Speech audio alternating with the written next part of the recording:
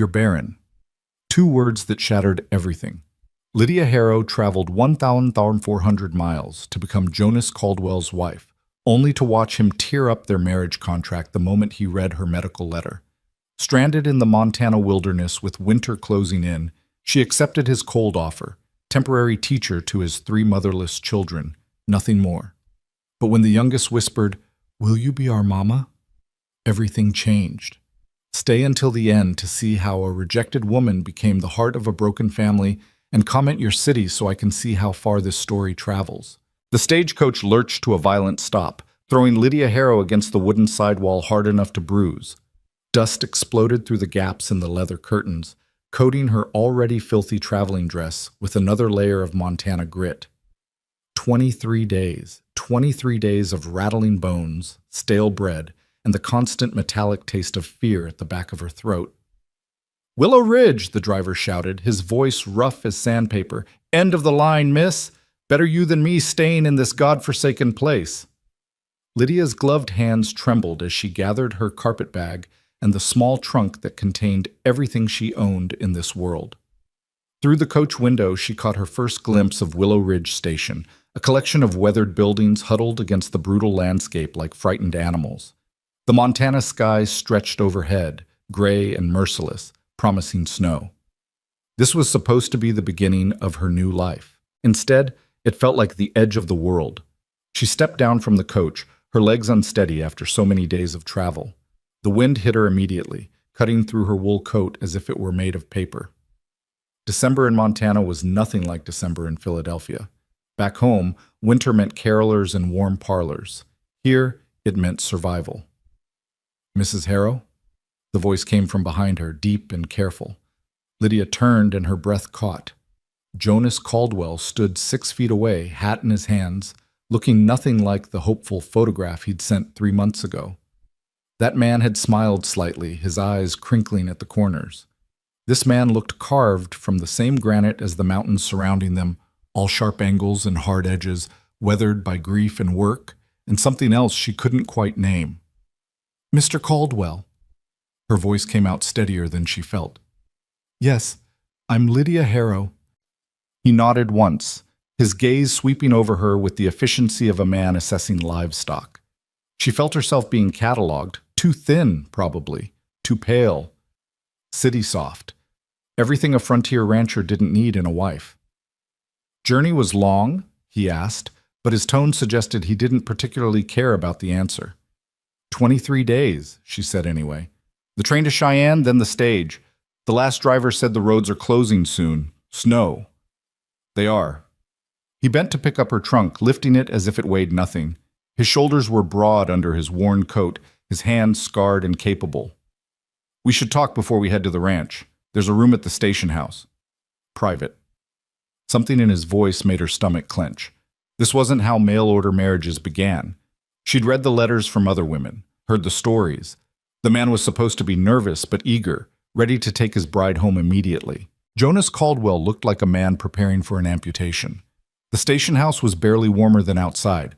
Jonas set her trunk down and gestured to a rough wooden chair. He remained standing, his back to the pot-bellied stove that did almost nothing to heat the space. "I got your last letter," he said finally. "The one you sent from Cheyenne." Lydia's heart dropped into her stomach. The letter. Of course. Dr. Morrison had insisted she tell him before the marriage. "It's only fair to the man," the doctor had said, his voice full of professional sympathy that did nothing to ease her shame. Some men consider children essential to a marriage. She'd written the letter in a Cheyenne hotel room, tears blurring the words. "There was an accident 2 years ago. An infection. The doctors say I cannot have children." "I understand if this changes things," Lydia said quietly, forcing herself to meet his eyes. They were blue-gray, like the winter sky. "I should have told you sooner, before I left Philadelphia." "Yes," Jonas said. "You should have." The words landed like stones. Lydia straightened her spine, calling on every ounce of dignity her mother had taught her. She would not cry. Not here. Not in front of this stranger who was looking at her like she'd committed fraud. "I'll return east on the next stage," she said. "If you could recommend a hotel where I might stay until roads are closed. Jonas interrupted. Next stage won't come through until spring, assuming the pass is clear at all. The room seemed to tilt. But the driver said... Driver was talking about the main road. That'll stay passable another week, maybe 2. But getting a stage to come back through here? Jonas shook his head. We're too far from the main route. Nobody's going to risk horses and passengers on these roads until April at the earliest. 5 months. She was stranded here for 5 months. Lydia's careful composure finally cracked. She sank into the chair, her carpet bag slipping from her numb fingers. I see. Jonas was quiet for a long moment. When he spoke again, his voice had lost some of its hardness. I've got 3 children at the ranch. Mira's 11, Teddy's 8, and Hazel just turned 5. Their mother died 18 months ago. Pneumonia. I'm sorry, Lydia whispered. They need schooling, Jonas continued as if she hadn't spoken. Mira can read well enough, but Teddy struggles, and Hazel doesn't know her letters at all. I'm no teacher. I can barely keep the ranch running and keep them fed and safe. Lydia looked up slowly, understanding beginning to dawn. You said in your letters you were a teacher back in Philadelphia, Jonas said. That true? Yes. I taught at Miss Preston's Academy for Girls. Literature and composition, primarily, but I can teach arithmetic and... Good. You can stay at the ranch through winter. Teach the children. Earn your keep that way. His jaw tightened. Separate room, separate arrangements. Come spring, when the roads open, I'll pay your passage back to Philadelphia, or wherever you want to go. It wasn't a proposal. It was a business arrangement, the kind of cold transaction that made her mother's warnings echo in her head. Men only want one thing from a wife, Lydia. If you cannot give them children, they will cast you aside. But what choice did she have? 5 months in a strange town with no money, no friends, no shelter? Or 5 months as a governess on a ranch, at least warm and fed? I accept, Lydia said quietly. Thank you for your generosity. Jonas's expression didn't change.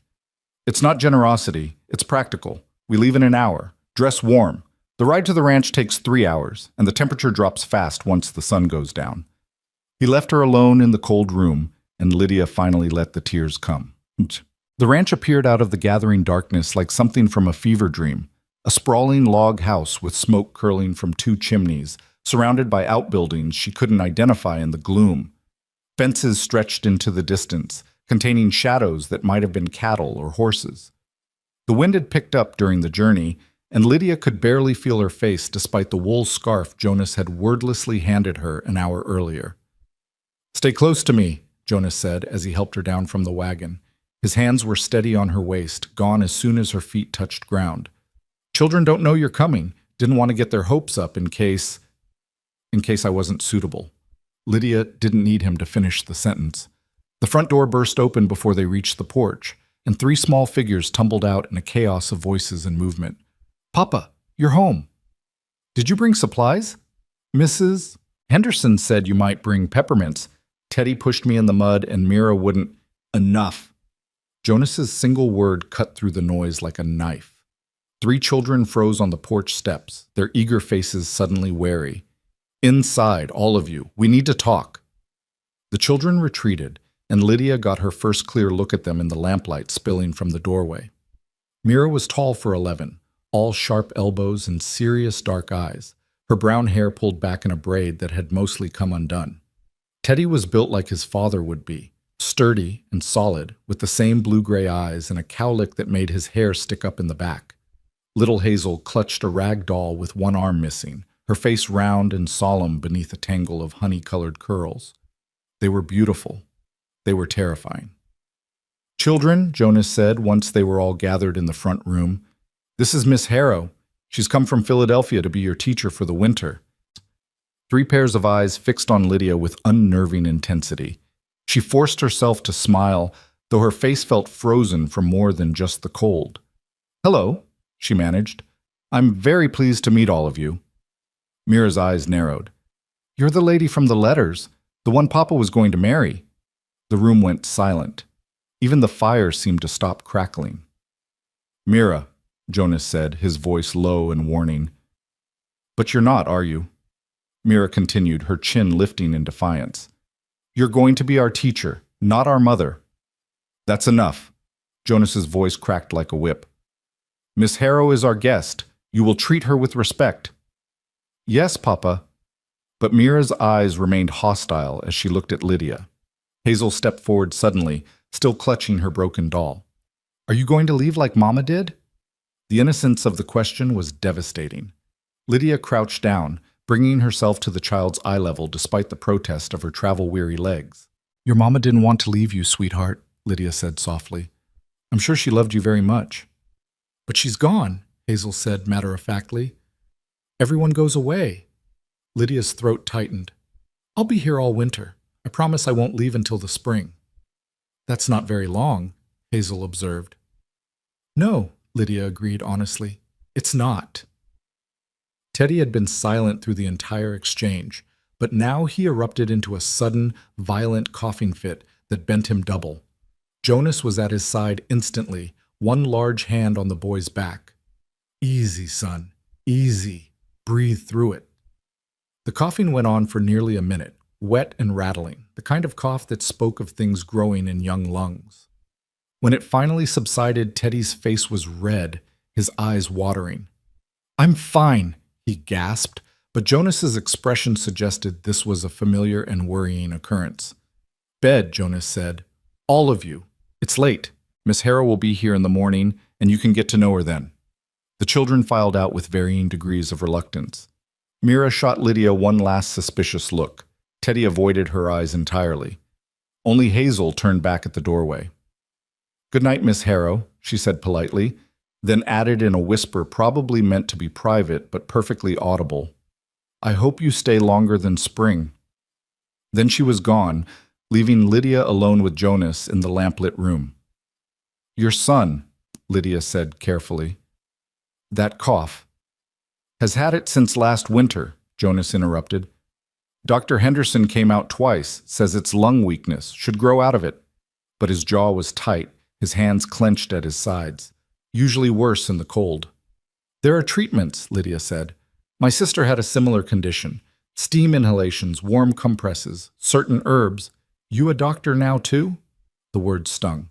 Lydia straightened, feeling the exhaustion of 23 days of travel finally catching up with her. No, I'm simply offering what I know.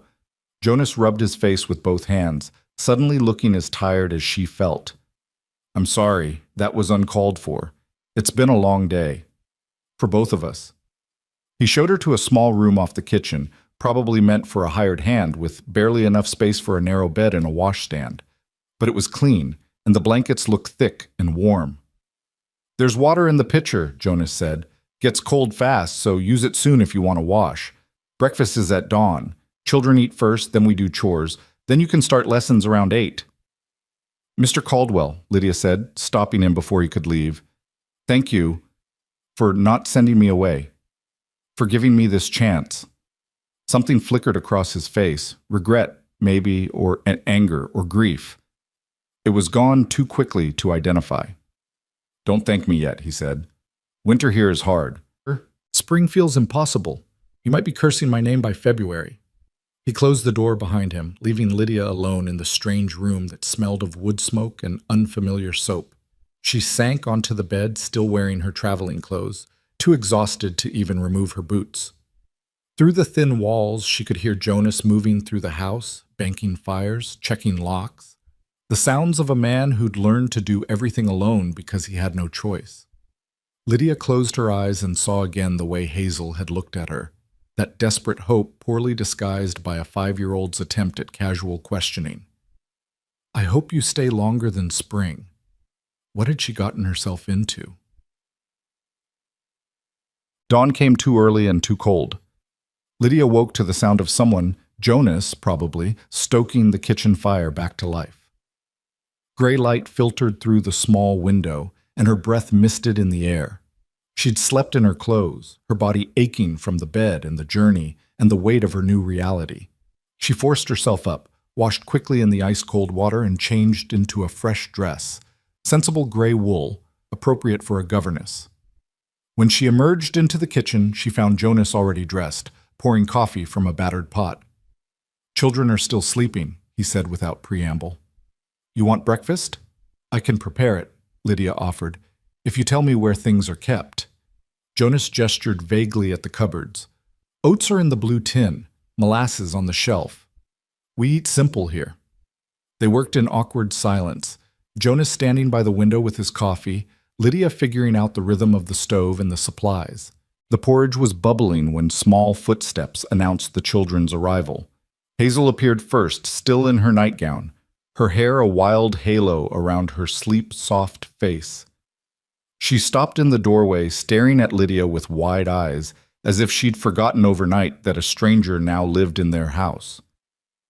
"Good morning," Lydia said gently. "Breakfast is almost ready." "You're still here," Hazel whispered. "I told you I would be." Mira and Teddy arrived moments later, Mira already dressed, Teddy yawning widely.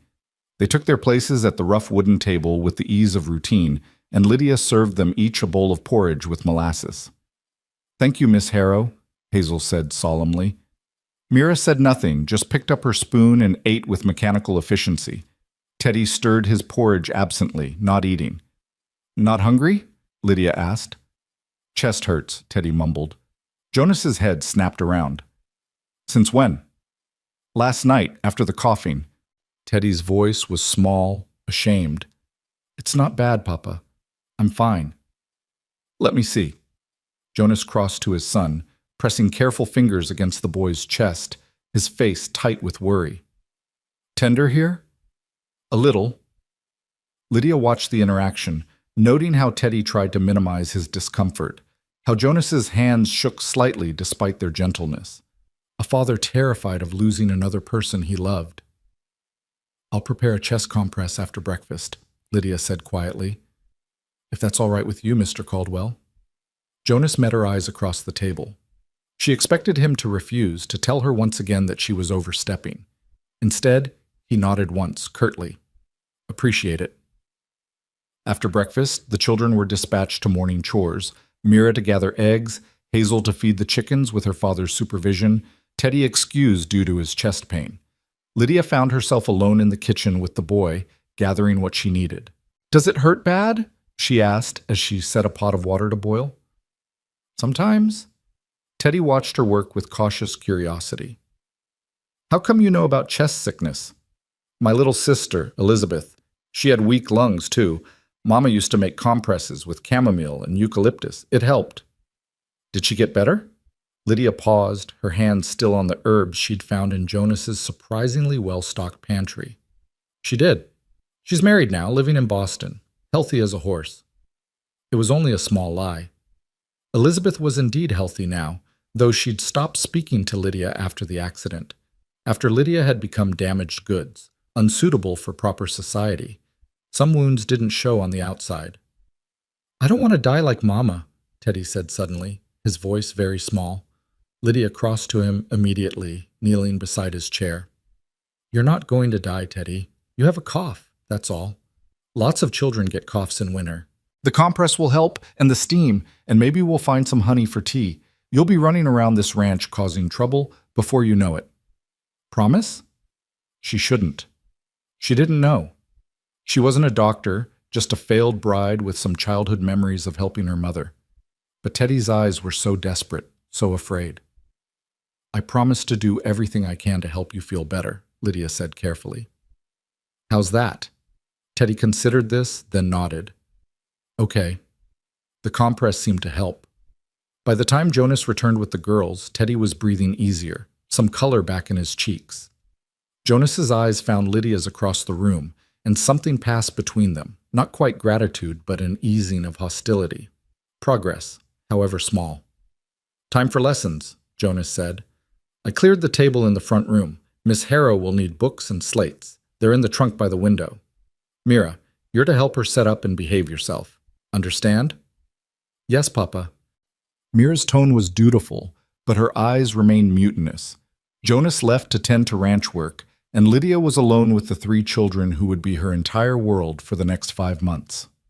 Teaching the Caldwell children was like trying to tame 3 wild animals with different natures. Mira was brilliant, but stubborn, reading far beyond her age level but refusing to show off, as if intelligence were somehow shameful. Teddy struggled with letters but excelled at numbers, able to calculate feed costs and cattle weights in his head faster than Lydia could with paper. Hazel simply wanted attention, any attention, and would do anything to keep Lydia's eyes on her. "I can write my name," Hazel announced on the second day, showing Lydia a slate covered in shaky letters that spelled Hazel. "That's wonderful," Lydia praised. "You're missing one letter, though. Do you know which one?" Hazel studied her slate seriously. "The wiggly one?" "The E." "Let me show you." Lydia guided the small hand, helping form the letter. "See? Now it says Hazel." "Like the tree," Hazel said. "Exactly like the tree. Your mama must have loved hazel trees." "Papa says she loved anything that grew." Hazel's voice was matter-of-fact, but her fingers tightened on the slate. "She had a garden, big as this room, but it all died when she did." Mira's head snapped up from across the table. "That's enough, Hazel. Mama wouldn't want you talking about sad things." "But it's true. I said enough." The sharpness in Mira's voice made Hazel's lip tremble, and Lydia felt something protective and fierce rise in her chest. "It's all right to talk about your mother," Lydia said gently. "Both the happy things and the sad things. Remembering someone we love isn't wrong, even when it hurts." "You didn't know her," Mira said coldly. "You don't get to talk about what she'd want." "You're right, I didn't know her." Lydia met the girl's hostile gaze steadily. "But I know what it's like to lose someone, and I know that keeping all the hurt inside just makes it worse." "You don't know anything." Mira stood abruptly, her chair scraping against the floor. "May I be excused?" It was a dismissal, not a request. Lydia recognized a battle she couldn't win. "Yes, take an hour. Practice your penmanship when you come back." Mira left without another word, and Lydia heard the front door slam moments later. Through the window, she could see the girl running toward the barn, her braid flying behind her. "She's angry all the time now," Teddy offered quietly. "Since Mama died, Papa says to let her be." "Sometimes people need to be angry for a while," Lydia said. "It's part of how they heal." "Are you angry?" Hazel asked with a child's devastating directness. "Papa said you came here to marry him, but then you couldn't. That seems like something to be angry about." Lydia's breath caught, out of the mouths of babes. "I was sad," she admitted, "and maybe a little angry, yes, but your papa was honest with me. That's important. And now I get to be your teacher, which is turning out to be rather wonderful." "Really?" Hazel's face brightened. "You like teaching us?" "Very much." "Even Mira when she's mean?" "Even Mira when she's mean," Lydia smiled. "Especially Mira when she's mean, because it means she's brave enough to show what she's really feeling. That takes courage." Teddy coughed then, a short burst that made him wince and press a hand to his chest. Lydia was at his side immediately. "Steam treatment," she said. "Right now. Hazel, can you be a good helper and fill the kettle?" The afternoon dissolved into the rhythm of care. Steam tents and chest rubs, chamomile tea with precious honey, warm blankets and quiet stories. Teddy fell asleep in the chair by the fire, his breathing finally easy, and Hazel curled up at Lydia's feet with her broken doll. "Can you fix her?" Hazel asked, holding up the toy. Her arm came off. "I can try. Do you have a sewing kit?" They spent the next hour in companionable silence, Lydia carefully reattaching the doll's arm while Hazel watched with intense concentration.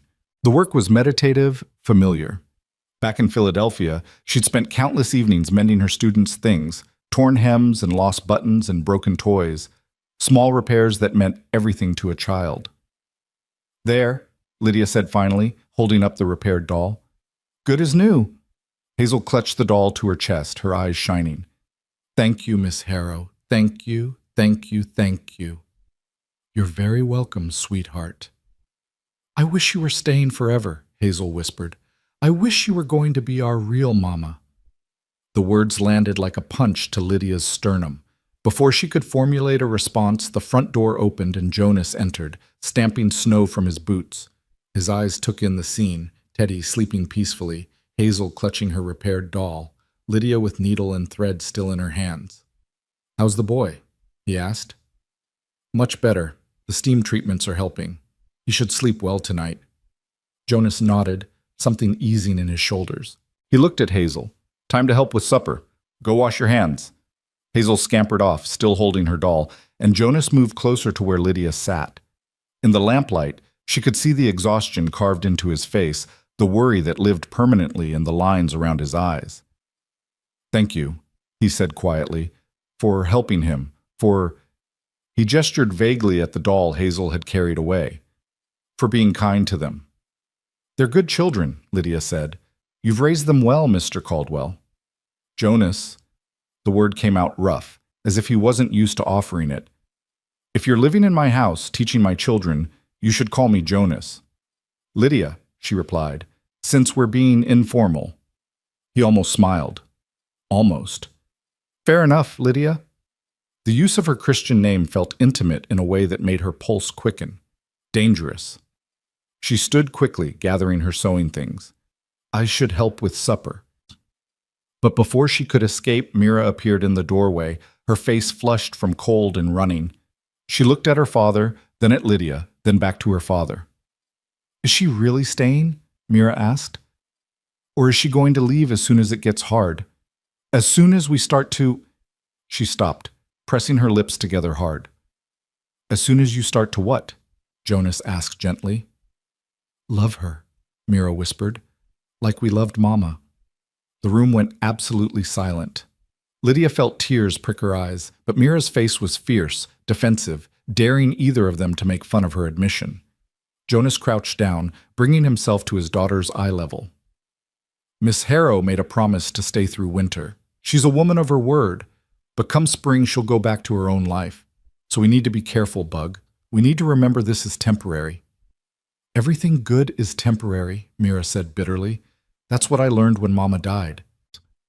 She ran past them, up the stairs to the sleeping loft, and they heard a door slam. Jonas stood slowly, running a hand through his hair. "I'm sorry. She's usually not so—" "She's grieving," Lydia interrupted softly, "and she's 11 years old and terrified of losing anyone else she might care about. There's nothing to apologize for." Jonas looked at her for a long moment, his expression unreadable. "You're not what I expected." "Neither are you." Something passed between them then, some acknowledgement of the strangeness of their situation, the complexity of trying to build something functional out of broken expectations. Then Jonas stepped back, the moment passing. "I'll get Mira. We should eat." Supper was quiet, Mira subdued, Teddy still tired from his illness, Hazel chattering enough for all of them about her doll's miraculous recovery. Lydia caught Jonas watching her several times across the table, his expression thoughtful. That night, lying in her narrow bed, Lydia listened to the house settle around her, the creak of floorboards as Jonas checked on the children, the whisper of wind against the windows, the distant call of something wild in the darkness. 5 months, she reminded herself. You're here for 5 months, and then you'll go back east and build some other kind of life. But Hazel's words echoed in the darkness. I wish you were staying forever. And the terrifying part was how much Lydia was starting to wish for the same thing. The days began to blur together in a rhythm that felt both foreign and oddly natural. Wake before dawn, light the fire, prepare breakfast, teach the children, tend to Teddy's cough, break up arguments between Mira and Hazel, make lunch, more lessons, help with afternoon chores, cook supper, clean up, an hour of quiet in the evening before bed, exhausted. Lydia had never worked so hard in her life. Teaching at Miss Preston's academy had been challenging, yes, but it had also been civilized. There had been other teachers to share the burden, servants to prepare meals, a schedule that made sense. Here, everything bled together, and she was constantly discovering new skills she didn't possess. How to bake bread that didn't come out like a brick, how to keep the fire going overnight, how to get blood stains out of Teddy's shirt after a nosebleed. But the children made it worthwhile. Teddy's cough improved with the steam treatments and the herbs Lydia brewed into bitter tea that he drank without complaining. His reading improved too, slowly, as Lydia worked out that he saw letters backwards sometimes and needed extra patience. He had Jonas's quiet steadiness, his tendency to think before speaking, but also a gentleness his father had buried beneath layers of grief and practicality. Hazel attached herself to Lydia like a barnacle, constantly underfoot, constantly chattering, constantly seeking approval and affection. She was bright as a button, learning her letters quickly, but what she really craved was touch, hairbrushing, hand-holding, lap-sitting, all the small physical comforts of maternal love. And Mira, brilliant, wounded, defensive Mira. She fought Lydia on everything, the lessons, the schedule, the rules. But Lydia began to understand that the fighting itself was a kind of test. Will you stay even when I'm difficult? Will you still care about me even when I'm mean? So Lydia stayed calm through the arguments, firm through the defiance, and gentle when Mira's anger finally crumbled into tears. The breakthrough came 3 weeks into December, during an afternoon lesson on composition. I want you each to write about a person you admire, Lydia instructed. It can be someone you know personally or someone from history. 1 page, in your best handwriting. Teddy wrote about his father, describing the way Jonas could calm a spooked horse with just his voice, how he never complained even when work was hard. Hazel wrote about Lydia herself, in wobbly letters that made Lydia's throat tight. Miss Harrow is nice. She fixed my doll. She makes Teddy better. I admire her. But Mira sat with her slate blank, her pencil clutched so tight her knuckles were white. Can't think of anyone? Lydia asked gently. I can think of someone. Mira's voice was hard. I just don't want to write about her. Your mother? Mira's head snapped up, her eyes blazing. Don't talk about her like you knew her. You're right, I didn't. Lydia pulled a chair close, sitting down so they were eye to eye. But I'd like to know about her, if you want to tell me. Why? The word was almost aggressive. So you can try to be like her. You can't. Nobody can. I'm not trying to replace your mother, Mira. No one could do that. But I am trying to understand you, and understanding where you came from, who taught you to be the smart, strong girl you are. That helps. Mira's lips trembled. She was beautiful. Everyone said so. Papa couldn't stop looking at her, even after they'd been married for years. She knew all the plants, which ones would heal you and which ones would poison you. She could make bread that tasted like heaven, and she sang while she worked, and she never, ever got angry at us, even when we were bad. She sounds wonderful, Lydia said softly. She was perfect. Mira's voice broke. And then she got sick, and Papa brought the doctor, but the doctor was stupid and didn't know anything, and she just got worse and worse. She couldn't breathe at the end. She kept trying to tell us things, important things, but she couldn't get enough air. And then one morning she was just empty, like her soul had left, but her body didn't know it yet. Tears were streaming down Mira's face now, and Lydia couldn't stop herself. She pulled the girl into her arms, and Mira collapsed against her, sobbing in great gasping breaths that shook her whole body. I miss her, Mira wailed. I miss her so much, and it doesn't get better, it just gets worse, because every day there's something else she's missing, and every day I forget something else about her. I can't remember what her voice sounded like anymore. I try to hear it in my head, and I can't. Oh, sweetheart. Lydia held her tighter. I'm so sorry. I'm so sorry. They stayed like that for a long time, Mira crying while Lydia held her, murmuring wordless comfort. Teddy and Hazel watched with wide eyes from across the room, uncertain what to do. Finally, Mira's sobs quieted to hiccups. She pulled back, wiping her face with her sleeve. I got your dress wet, she mumbled. I don't care about the dress. Mira looked up at her, eyes red-rimmed and searching. Do you promise you won't try to make us forget her? Some people said Papa should remarry quick so we'd forget and not be sad anymore. But I don't want to forget. I would never ask you to forget your mother, Lydia said firmly. She's part of who you are, part of what makes you wonderful. You should remember her every single day and talk about her whenever you want to, and love her for the rest of your life. That's not sad. That's beautiful. Mira studied her face for a long moment, then almost shyly. Can I still write about her? For the assignment? I would love that. The page Mira produced was the most beautiful thing Lydia had ever read. 3 pages instead of 1, in careful script, describing Sarah Caldwell in such vivid detail that Lydia felt she knew the woman. By the time she finished reading, there were tears on her own cheeks. This is extraordinary, Mira, she said. Your mother would be so proud of you." For the first time since Lydia had arrived, Mira smiled at her. A real smile, small but genuine. That night, after the children were in bed, Lydia found Jonas on the front porch despite the cold, staring out at the snow-covered valley. "She wrote about her mother today," Lydia said, wrapping her shawl tighter against the wind. "Mira, for a composition assignment. It was beautiful." Jonas was quiet for a long moment. "She doesn't talk about Sarah much, not to me. She's afraid it hurts you to hear it."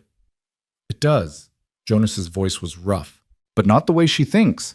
It hurts because I'm failing them. Sarah would know what to say, what to do. She'd have Teddy's cough cured and Hazel not so clingy and Mira not so angry. I'm just making it all worse by trying." "That's not true," Lydia said firmly. "You're keeping them safe and fed and warm. You're teaching them to be strong and capable. Those aren't small things, Jonas." He turned to look at her, and in the moonlight his face was all shadows and sharp edges. "You're good with them, better than I expected." "I love teaching." The words came out more honestly than Lydia intended.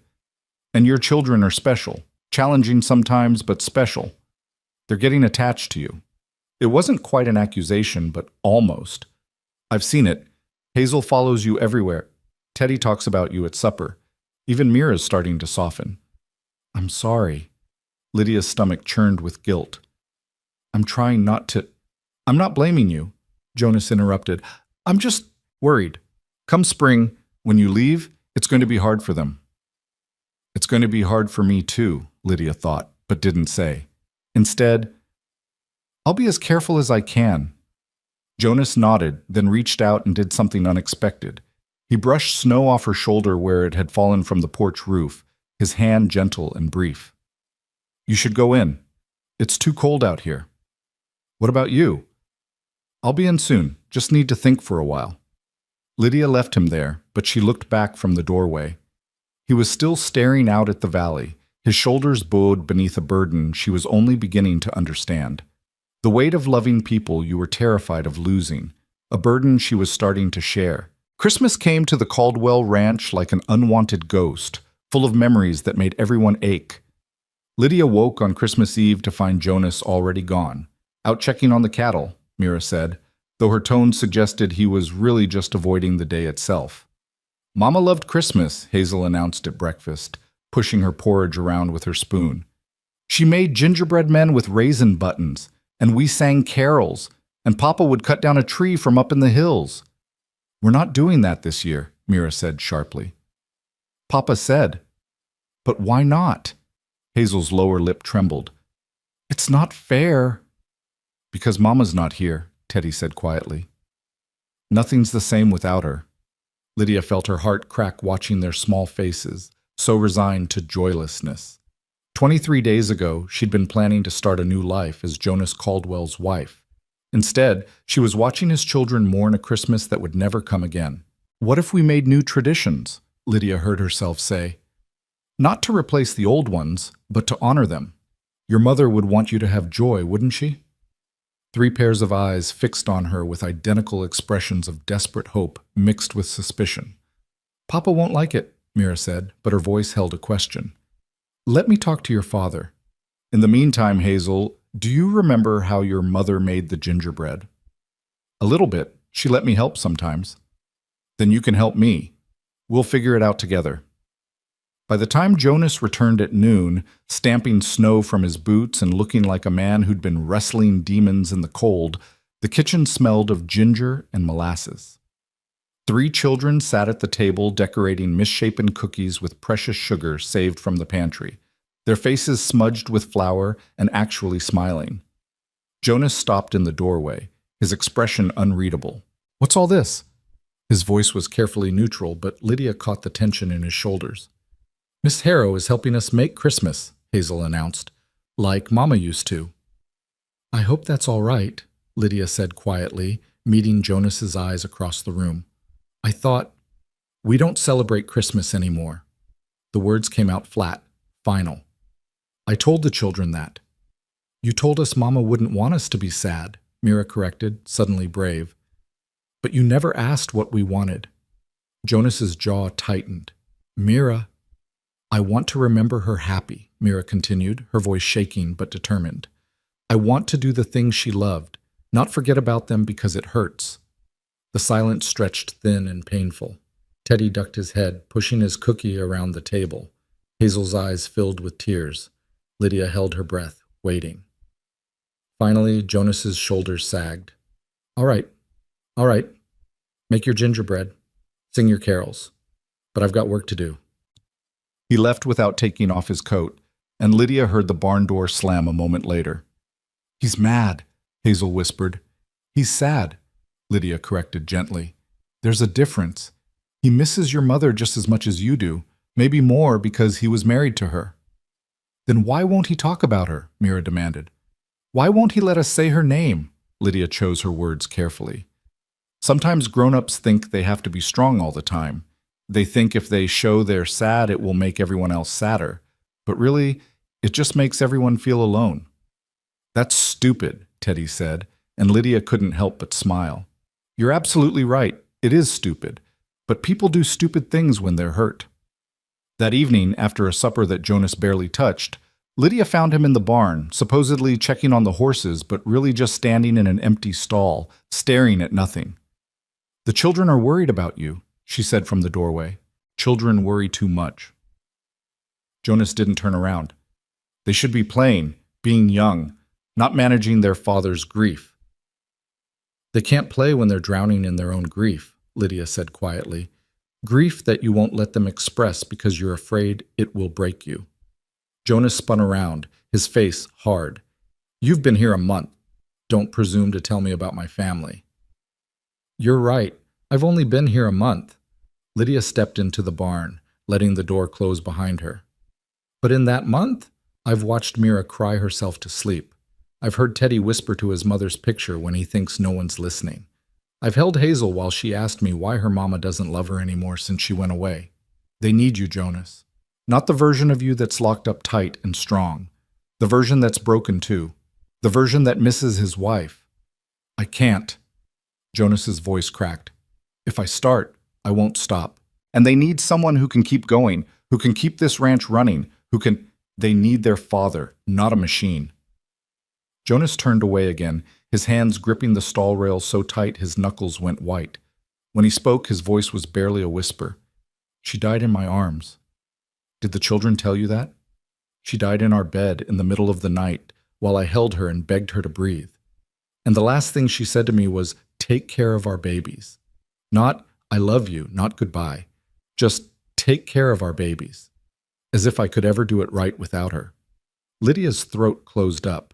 She moved closer, close enough to touch his shoulder, though she didn't quite dare. You're doing the best you can, she said. That's all anyone can do. It's not enough. It will never be enough. Jonas finally looked at her, and his eyes were devastated. And now you're here, and you're making gingerbread and fixing broken dolls and helping Teddy breathe. And the children are starting to hope again. But you're leaving in spring. You made that clear. So what happens then? When they lose someone else they've started to love? The accusation in his voice stung because it was fair. She was temporary. She'd always been temporary. She had no right to come into their lives and make them hope for something she couldn't give them. I'm sorry, Lydia whispered. I'm so sorry. I don't know how to be here and not care about them. I don't know how to teach them and tend them and not love them. Jonas stared at her for a long moment. Then, without warning, he reached out and tucked a strand of hair behind her ear, a gesture so gentle and unexpected that Lydia froze. I know, he said quietly. That's the problem. You care too much. It's going to hurt all of us when you go. Maybe I don't have to go. The words escaped before Lydia could stop them. Maybe, don't. Jonas stepped back abruptly. Don't say things you don't mean. You're here because you had no choice, because winter trapped you, but you've got a life waiting back east. A real life, not playing house with someone else's children on a ranch in the middle of nowhere. This feels more real than anything I had in Philadelphia, Lydia said, and she was surprised to find it was true. Maybe that's what's scaring you. Jonas's expression shuddered closed. I'm not scared. I'm practical. Come spring, you'll leave. That's the agreement. Until then, you're the teacher. Nothing more. He walked past her, out of the barn, leaving Lydia alone with the horses and the smell of hay and the crushing weight of words unsaid. The next morning was Christmas. The children woke early, excited despite their father's darkness, and Lydia helped them hang the few decorations they'd made: paper chains, dried berry garlands, drawings of snowflakes. It was humble compared to the Christmases Lydia remembered from Philadelphia, but there was something pure about it, something honest. Jonas came down to breakfast looking like he hadn't slept. But when Hazel threw her arms around his waist and wished him, "Happy Christmas, Papa," he managed a small smile. "Happy Christmas, Hazelnut." They ate the gingerbread cookies for breakfast, which made Teddy laugh and Mira roll her eyes but smile. Lydia had nothing to give the children as gifts. She'd arrived with barely anything of her own, but she told them stories instead, tales of Christmas in the city, of ice skating and carolers and the grand tree in Washington Square. "It sounds magical," Hazel breathed. "It was," Lydia admitted, "but different magic than this." "What magic is here?" Teddy asked skeptically. "It's just snow and cold." Lydia looked around at the three children, at Jonas watching them from across the room, at the humble house that had somehow become a home. "The magic of people choosing to love each other even when it's hard," she said. "That's the strongest magic there is." Jonas's eyes met hers, and something passed between them, an acknowledgement, a warning, a wish. She couldn't tell which. That afternoon, while the children napped, Jonas surprised everyone by bringing in a small pine tree he'd apparently cut that morning before dawn. It was scraggly and lopsided, but the children screamed with delight. "Thought you might need something to decorate," Jonas said gruffly, avoiding Lydia's eyes. They spent the rest of Christmas Day making it beautiful with what they had. More paper chains, bits of ribbon, even some of Lydia's hairpins twisted into ornaments. It was the ugliest, most wonderful Christmas tree Lydia had ever seen. That night, after the children were finally asleep, drunk on cookies and joy, Lydia found Jonas on the porch again. She was learning this was his thinking place, his grieving place. "Thank you," she said softly, "for the tree. It meant everything to them." "Sarah would have wanted it," Jonas said. "You were right about that. She'd hate me for trying to skip Christmas just because it hurt." "You loved her very much." "I did. I do." Jonas looked at Lydia, his expression complicated. "But loving someone who's gone, it's like carrying around a wound that never quite heals. You learn to live with it, but it never stops hurting." "I'm sorry." "Stop apologizing. You didn't cause this." Jonas was quiet for a moment, then, "I'm the one who should apologize for what I said last night about you playing house. That was cruel. It was honest. It was scared." Jonas's admission was barely audible. "You were right. I am scared. Scared of caring about someone again. Scared of the children caring about someone who will leave. Scared that if I let myself feel anything, I'll drown in it." Lydia's heart hammered against her ribs. "Jonas, but I'm tired of being scared," he interrupted. "And I'm tired of being alone even when I'm surrounded by my own children. So maybe we try something different." "What do you mean?" Jonas turned to face her fully. "I mean, maybe we stop pretending this is temporary. Maybe we stop fighting what's happening between us. Maybe—" He stopped, seeming to struggle for words. "Maybe I ask you again, properly this time, to stay, to be my wife, to be their mother." Lydia's breath caught. "You said you needed a wife who could give you more children. I can't. I have 3 children who need a mother more than I need more babies," Jonas said firmly. "And you're good with them. They love you. And He swallowed hard. "I think I could love you too, if you let me." The world seemed to tilt sideways. This wasn't supposed to happen.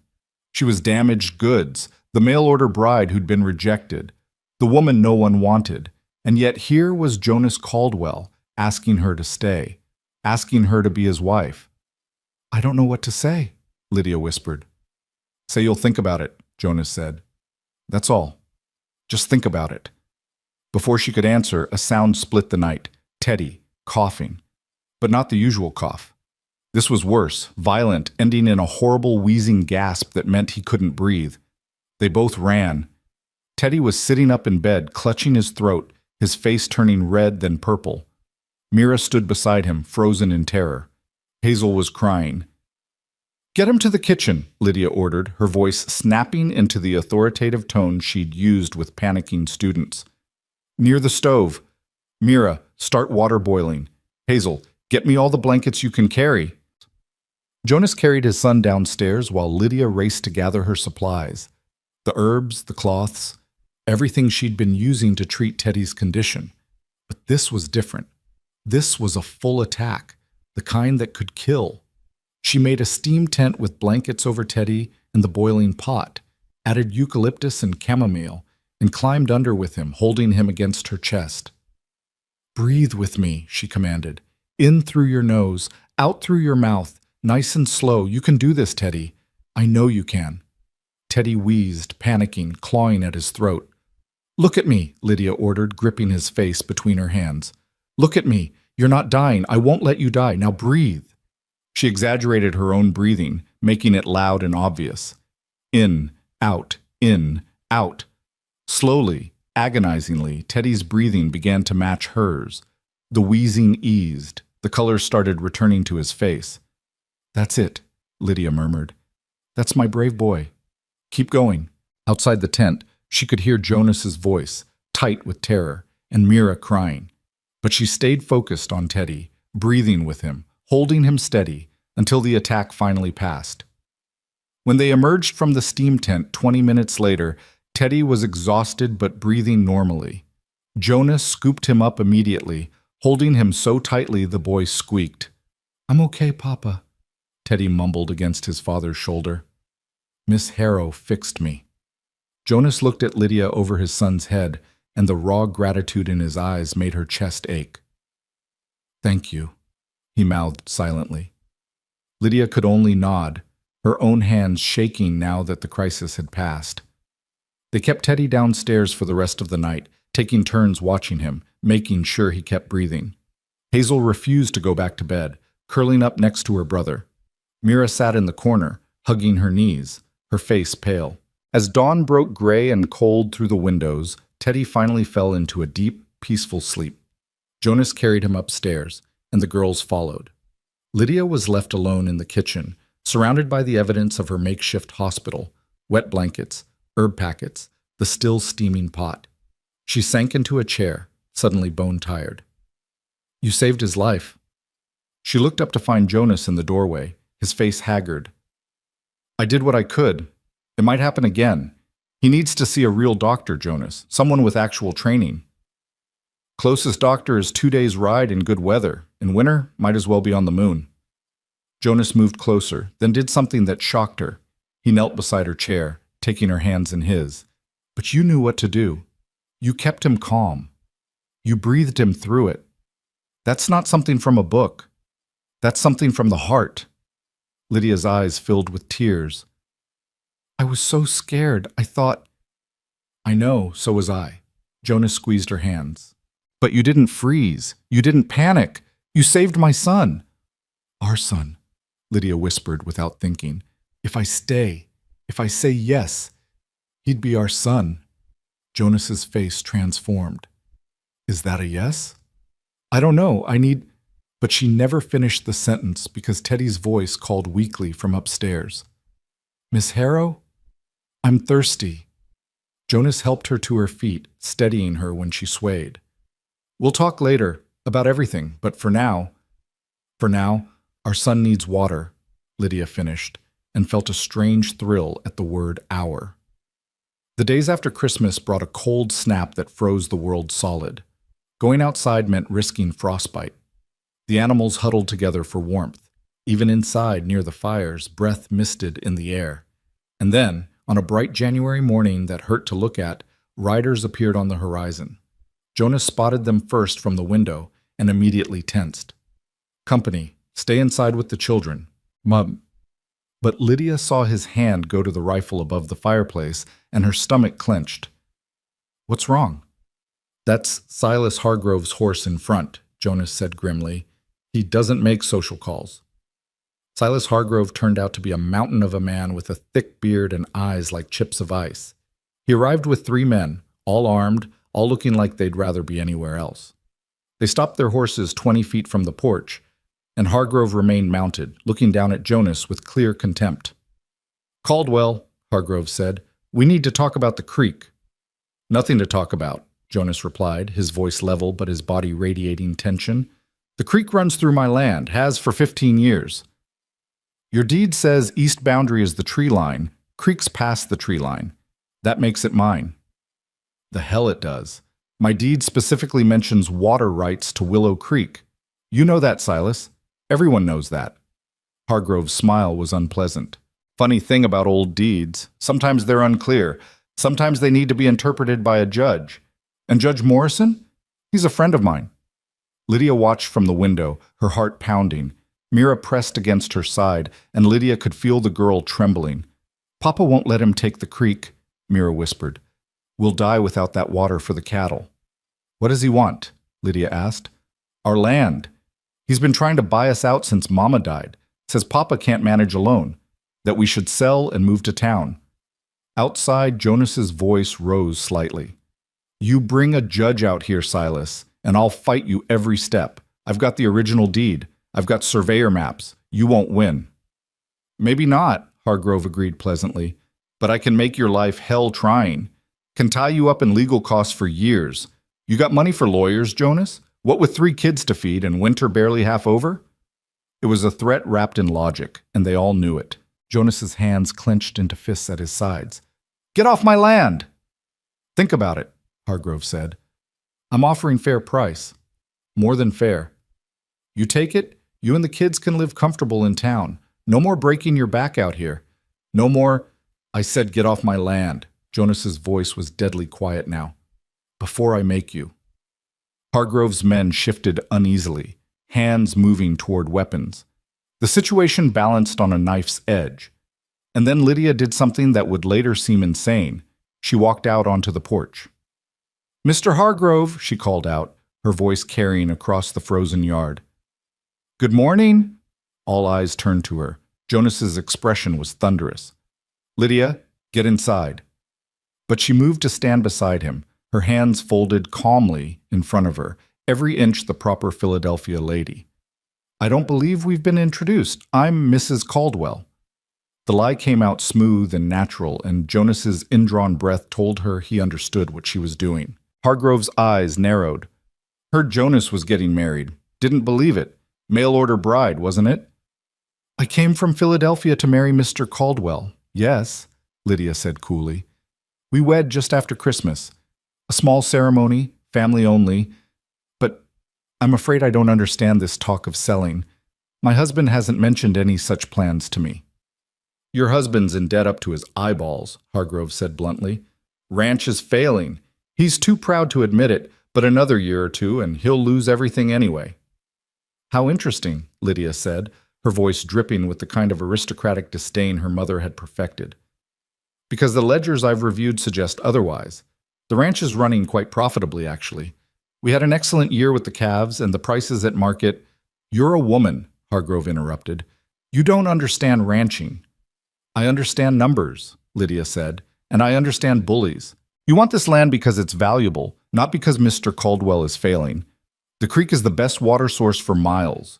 Whoever controls it controls the entire valley. That's not charity you're offering, Mr. Hargrove.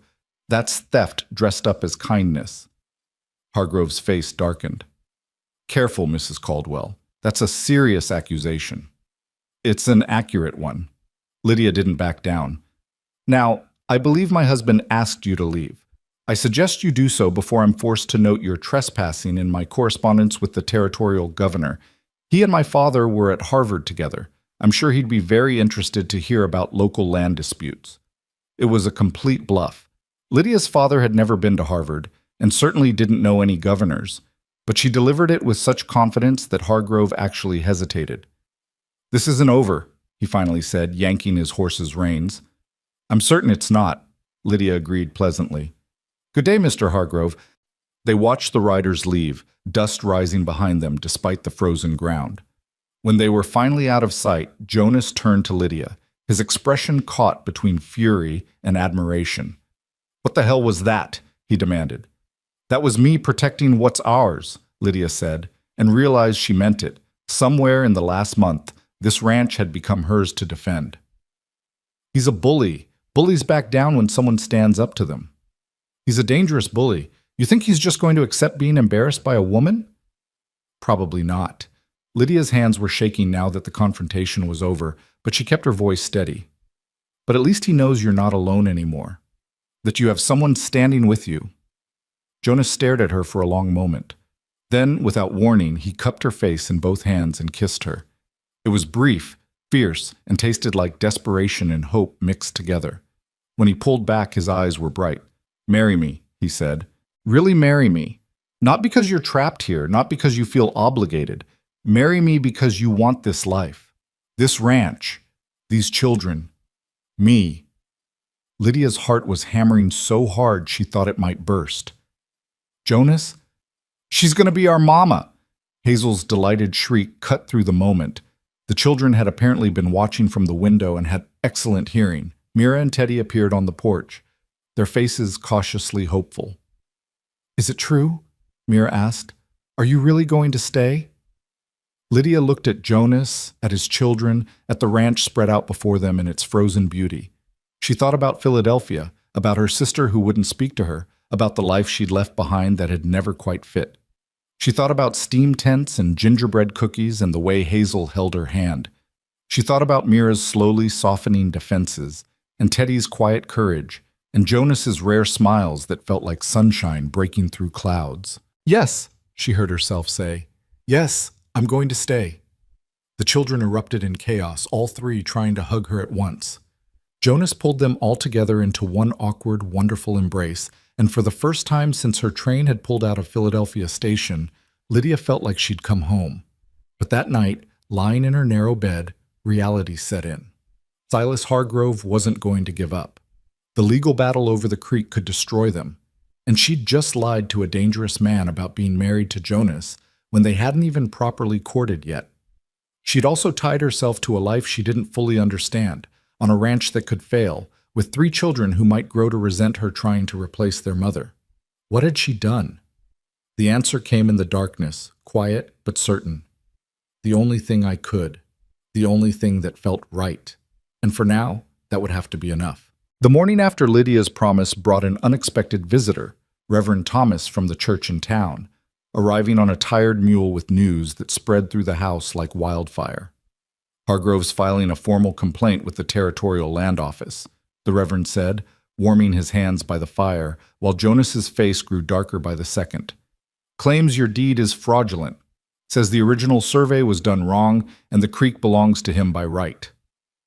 "That's a damn lie," Jonas growled. "My father bought this land fair and square in 1867. The deed's been recorded for 18 years. I know that, son. Everyone knows that. But Hargrove's got money for lawyers, and you know how these things go. Judge Morrison won't rule against him without a fight." Reverend Thomas looked apologetic. "I came to warn you, and to offer what help I can."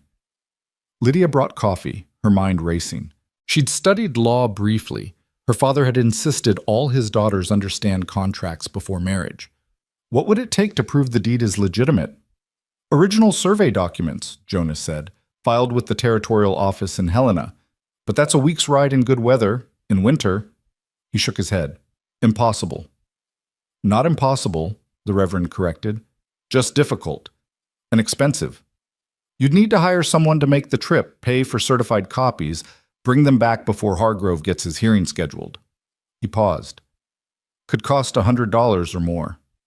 Jonas's face went gray. $100 might as well have been 1,000. The ranch barely made enough to keep them fed and warm through winter. "How long do we have?" Lydia asked. "Hearings set for first week of March, 6 weeks, give or take." After the Reverend left, Jonas sat at the kitchen table with his head in his hands. The children had been sent outside to do chores, giving the adults privacy to discuss what felt like impending disaster. "We could sell some cattle," Lydia suggested. "Raise the money that way." "Cattle prices are at rock bottom in winter. I'd have to sell 20 head to make $100, and that's if I could even get them to market in this weather. We need those cattle for spring breeding." Jonas looked up, his eyes haunted. Hargrove knows exactly what he's doing. He's timing this perfectly. I can't fight him. Then we find another way. Lydia's voice was firm. There has to be something. There isn't. Jonas stood abruptly, pacing. I'm going to lose the ranch, lose everything my father built. And those children out there, Sarah's children, they're going to grow up in some cramped house in town while Hargrove waters his cattle in our creek. Stop it, Lydia said sharply. Stop surrendering before the battle's even started. You taught your children to be fighters. Now fight. Jonas looked at her, something flickering in his expression. Gratitude, maybe, or desperation. What would you have me do, Lydia? Rob a bank? Of course not, but there are other options. We could go to the land office ourselves. I could go.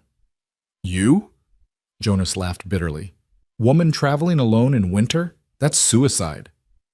I traveled alone from Philadelphia, on trains and stagecoaches with other passengers. This would be different. Mountain passes in February, wolves, weather that could turn deadly in an hour. He shook his head violently.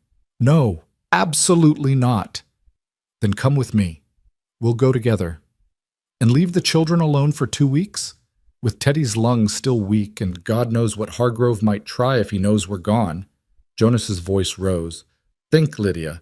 There's no good choice here. They stood facing each other across the kitchen, the impossibility of the situation hanging between them like smoke. There's always a choice, Lydia said quietly. We just have to be brave enough to make it. That afternoon, while Jonas was out checking the fence line, Lydia did something that would either save them or destroy what little trust they'd built. She searched the house. She found it in a trunk in Jonas and Sarah's old bedroom, the room Jonas no longer slept in, preferring the smaller room downstairs. Papers, neatly organized and labeled in a woman's careful hand. Sarah's hand, Lydia realized, feeling like an intruder in a dead woman's private space. But there, at the bottom of the trunk, was a leather folder marked Land Documents. And inside, miracle of miracles, was a copy of the original survey, yellowed with age but perfectly legible. A note in Sarah's handwriting was pinned to it. Important, filed with Territorial Office, 1867, copy made 1883 when Jonas worried about fire. Keep safe. Lydia's hands shook as she read. This was it. This was their defense. Not the original, but a contemporary copy that could at least prove the survey existed, that Jonas's claim wasn't fabricated. She was still holding the folder when Jonas came in, stamping snow from his boots. He froze when he saw her, saw what she held, and his face went through a dozen emotions at once. You went through Sarah's things. His voice was flat, dangerous. I was looking for the survey documents. Jonas, I found... You had no right. He crossed the room in 3 strides, snatching the folder from her hands. Those are private. Sarah's private things. You don't touch them. I'm trying to help you. By violating my dead wife's privacy? By going through her belongings like some kind of thief? Jonas's face was flushed with anger. You've been here 2 months, Lydia. 2 months. That doesn't give you the right to... I found a copy of the survey, Lydia shouted, her own temper finally breaking. That's what I was trying to tell you before you started accusing me of theft. Your wife, your smart, careful wife, made a copy of the survey in 1883 and saved it in case you ever needed it. And you need it now. Jonas stopped, the folder clutched against his chest. What? Look. Lydia pulled the document from the folder, spreading it on the bed. It's all here. The boundary lines, the creek, everything, dated and notarized. It's not the original, but it proves the original existed, that your claim is legitimate.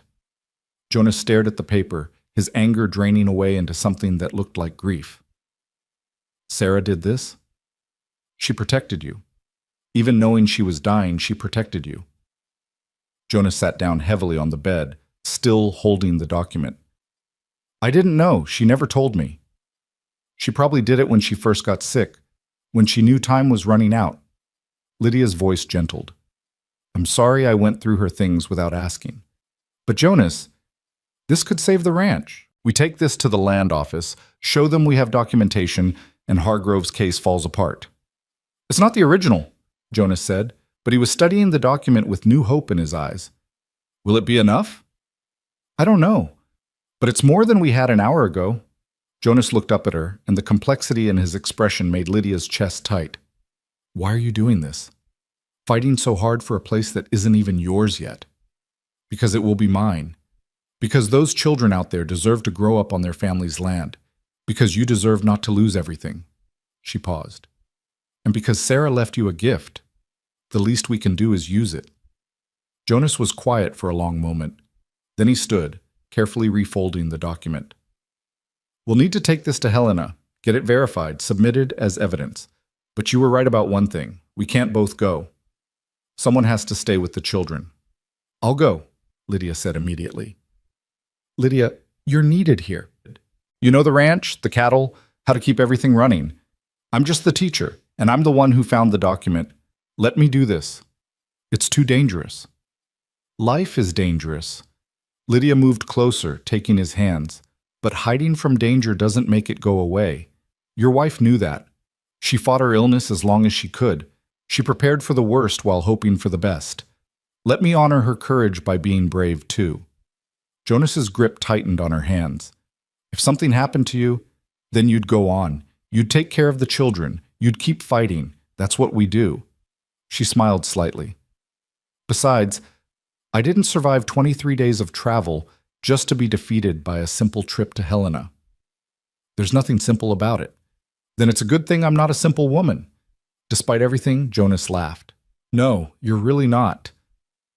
That evening, over supper, they told the children. The reaction was immediate and loud. You can't go alone. Mira's face was white.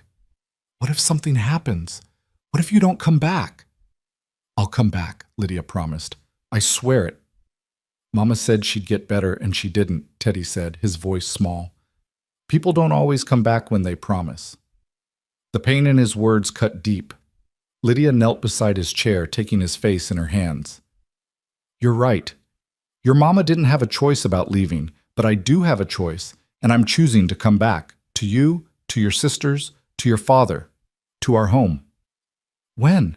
Hazel asked, tears already streaming down her face. When will you come back? 2 weeks, maybe less if the weather holds. I'll leave at first light, take the stage from town, be back before you know it. 2 weeks is forever, Hazel sobbed, and Lydia gathered her close, feeling the small body shake with fear. I know it feels that way, but time passes quickly when you're busy. You'll have lessons to keep up with. Mira, I'm putting you in charge of teaching while I'm gone. Teddy, you'll help your father with the ranch work. Hazel, you'll be the very best helper anyone could ask for, and before you know it, I'll be walking back through that door. Jonas watched the scene with tight jaw. Later, after the children were finally in bed, Hazel only agreeing to sleep after extracting a promise that Lydia would wake her to say goodbye, he found Lydia in the kitchen packing supplies for the journey. There's still time to change your mind, he said quietly. I'm not changing my mind. Lydia? She turned to face him. Do you trust me? The question hung between them. Jonas studied her face in the lamplight. This woman who'd arrived rejected and alone, who'd won his children's hearts, who'd stood beside him against Hargrove, who'd found Sarah's gift when he'd given up hope. Yes, he said finally. God help me, I do. Then let me do this. Let me fight for us. Jonas crossed to her, pulling her into his arms. The embrace was different from the brief, fierce kiss on the porch. This was slower, deeper, full of unspoken fears and desperate wishes. When he finally pulled back, his eyes were bright. You come back to me, he said hoarsely. To us. You hear me, Lydia Harrow? You come back. Harrow Caldwell, she corrected softly. Or it will be soon. I'm coming back, Jonas. Wild horses couldn't keep me away. She left before dawn, in the bitter cold that made breathing hurt. Jonas drove her to town in the wagon, the children bundled in back despite his protest that they should stay warm at home. We have to say goodbye properly, Mira had insisted, and there was no arguing with her. At the stage station, Lydia hugged each child fiercely. Hazel clung and cried. Teddy tried to be brave, but his lip trembled. Mira squeezed tight and whispered, Please don't die like Mama. I won't, Lydia whispered back. I promise. Jonas handed her a small bag of money, everything they could spare. Bribe whoever you need to. Pay whatever it costs. Just get those documents verified and get home safe. I will. Lydia. He stopped, seeming to struggle with words. Then he kissed her, right there in front of God and the children and the stage driver, a kiss that felt like a vow. I love you, he said against her lips. Took me too long to say it, but I love you. Lydia's eyes filled with tears. I love you too. All of you. I'm coming back. The stage pulled away, and through the back window she watched them standing in the snow. Her family, she realized. Not by blood, but by choice. And she would fight heaven and hell to get back to them. The journey to Helena was every bit as miserable as Jonas had warned. The stage was cramped and cold, her fellow passengers suspicious of a woman traveling alone. The mountain passes were treacherous, and twice they had to stop for avalanche danger. At night, in cheap boarding houses, Lydia lay awake wondering if she'd made a terrible mistake. But she thought about Jonas's face when he'd said he loved her, about Mira's slowly softening defenses, about Teddy's courage and Hazel's desperate need for a mother, about Sarah's careful handwriting on that document, keep safe. She was doing this for all of them, for the family she'd found when she'd stopped looking. Helena was overwhelming after weeks on the ranch, crowded streets, noise, the press of humanity after so much isolation. Lydia navigated it with the determination of desperation, finding the territorial land office, presenting her case to a clerk who looked bored until she mentioned Silas Hargrove's name. Hargrove's been buying up half the territory, the clerk said, suddenly interested. Legal and otherwise. You got proof this deed is legitimate? I have a contemporary copy, made in 1883, notarized. She showed him the document. The clerk studied it, his expression growing more serious. This is good, real good, but you'll need the original survey filed here to verify it matches. Can we find it?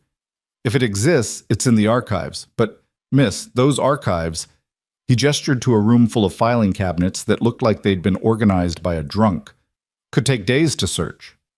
Then we start searching. 3 days. 3 days of dusty files and yellowed papers and dead ends. Lydia's hands cramped from rifling through documents. Her eyes ached from reading faded ink by lamplight. The boarding house bed was hard and lonely, and every night she thought about the family waiting for her. And then, in a file mislabeled as 1865 when it should have been 1867, she found it. The original survey. Every line matching Sarah's copy. Proof positive that Jonas's claim was legitimate, that the creek belonged to the Caldwell Ranch, that Hargrove's complaint was fraudulent. Lydia actually cried in the archives office, clutching the document like it was made of gold. Getting it certified took another 2 days and cost nearly half their money. But when Lydia left Helena, she carried official copies bearing the territorial seal, documents that would stand up in any court. She'd done it. Against all odds, she'd done it. The journey back felt faster, propelled by hope and urgency. But 3 days from home, disaster struck. They were crossing through the mountains when the driver spotted smoke. Indians, he muttered, though everyone knew the local tribes were peaceful, and it was February besides.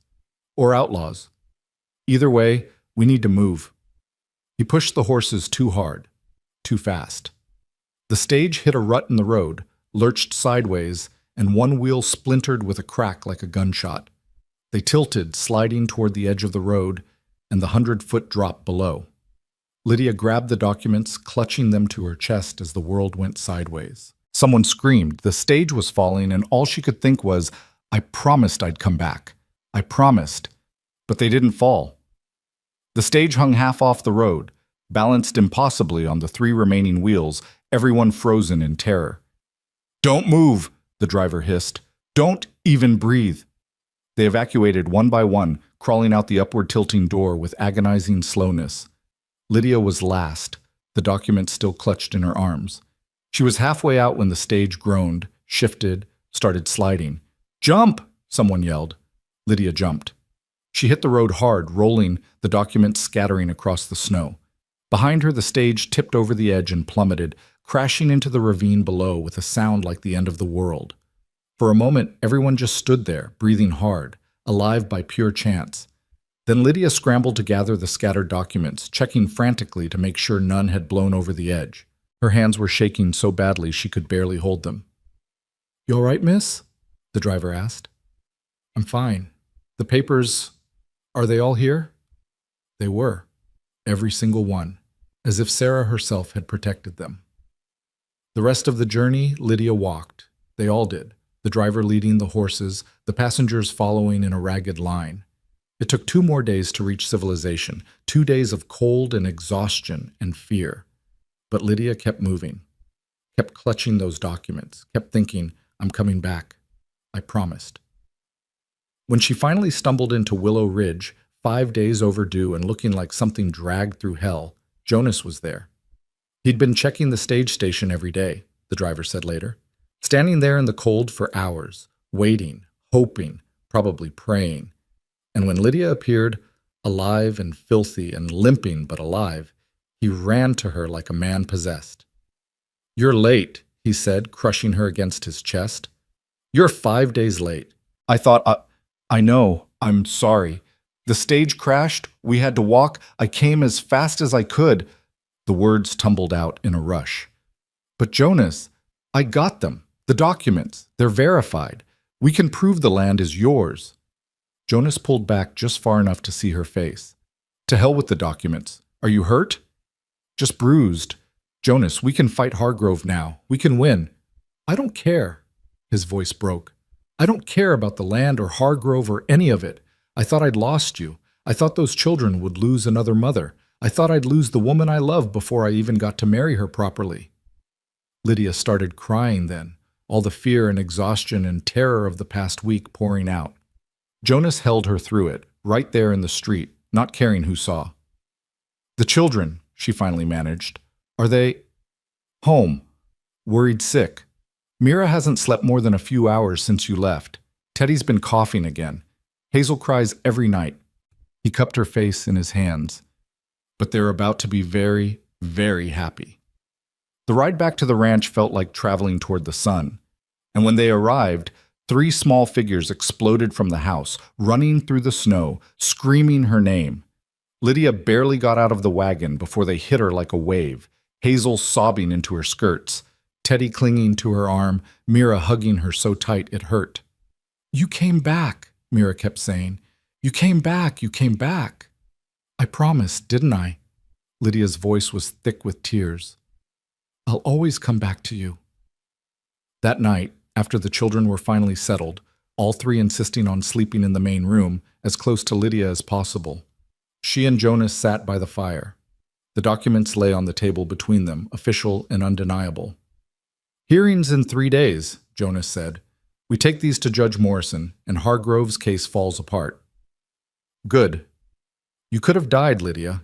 That stage going over the edge. Jonas's voice was tight. I keep thinking about you falling, and I can't breathe. But I didn't fall. The stage did, but I didn't. She reached for his hand. I'm here, we're all here, and we're going to win this. Jonas pulled her close, and they sat like that for a long time, the fire burning low, the house quiet around them. Outside, winter still held the land in its grip. But inside, surrounded by the warmth of family and the promise of spring, everything felt possible. Marry me, Jonas said suddenly. Before the hearing, before anything else can go wrong, marry me this week. Lydia pulled back to look at him. Are you sure? I've never been more sure of anything. His eyes were fierce. You've proven yourself 100 times over. You saved Teddy's life. You stood up to Hargrove.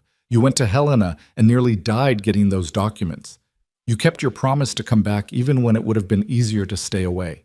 You're already their mother in every way that matters. Let me make you my wife in truth. Yes, Lydia whispered. Yes. 1,000 times yes. Jonas kissed her, and this time it tasted like hope instead of desperation, like beginning instead of ending. But neither of them knew that the real test was yet to come, that Hargrove wouldn't give up so easily, that the next few weeks would push them all to their breaking point, that sometimes winning meant surviving the battle first. They were married 2 days later in the front room of the ranch house, with Reverend Thomas presiding and the 3 children as witnesses. Lydia wore her best dress, the gray wool she'd arrived in, carefully mended and pressed.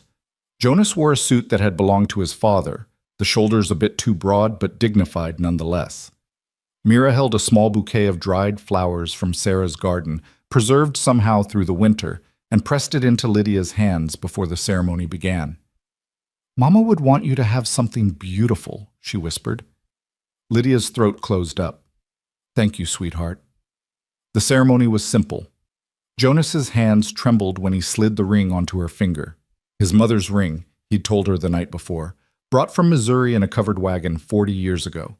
The gold was worn smooth, but it fit perfectly. "I, Jonas Caldwell, take you, Lydia Harrow, to be my wife," he said, his voice steady despite the emotion in his eyes. "To have and to hold from this day forward, for better or worse, for richer or poorer, in sickness and in health, to love and to cherish until death parts us."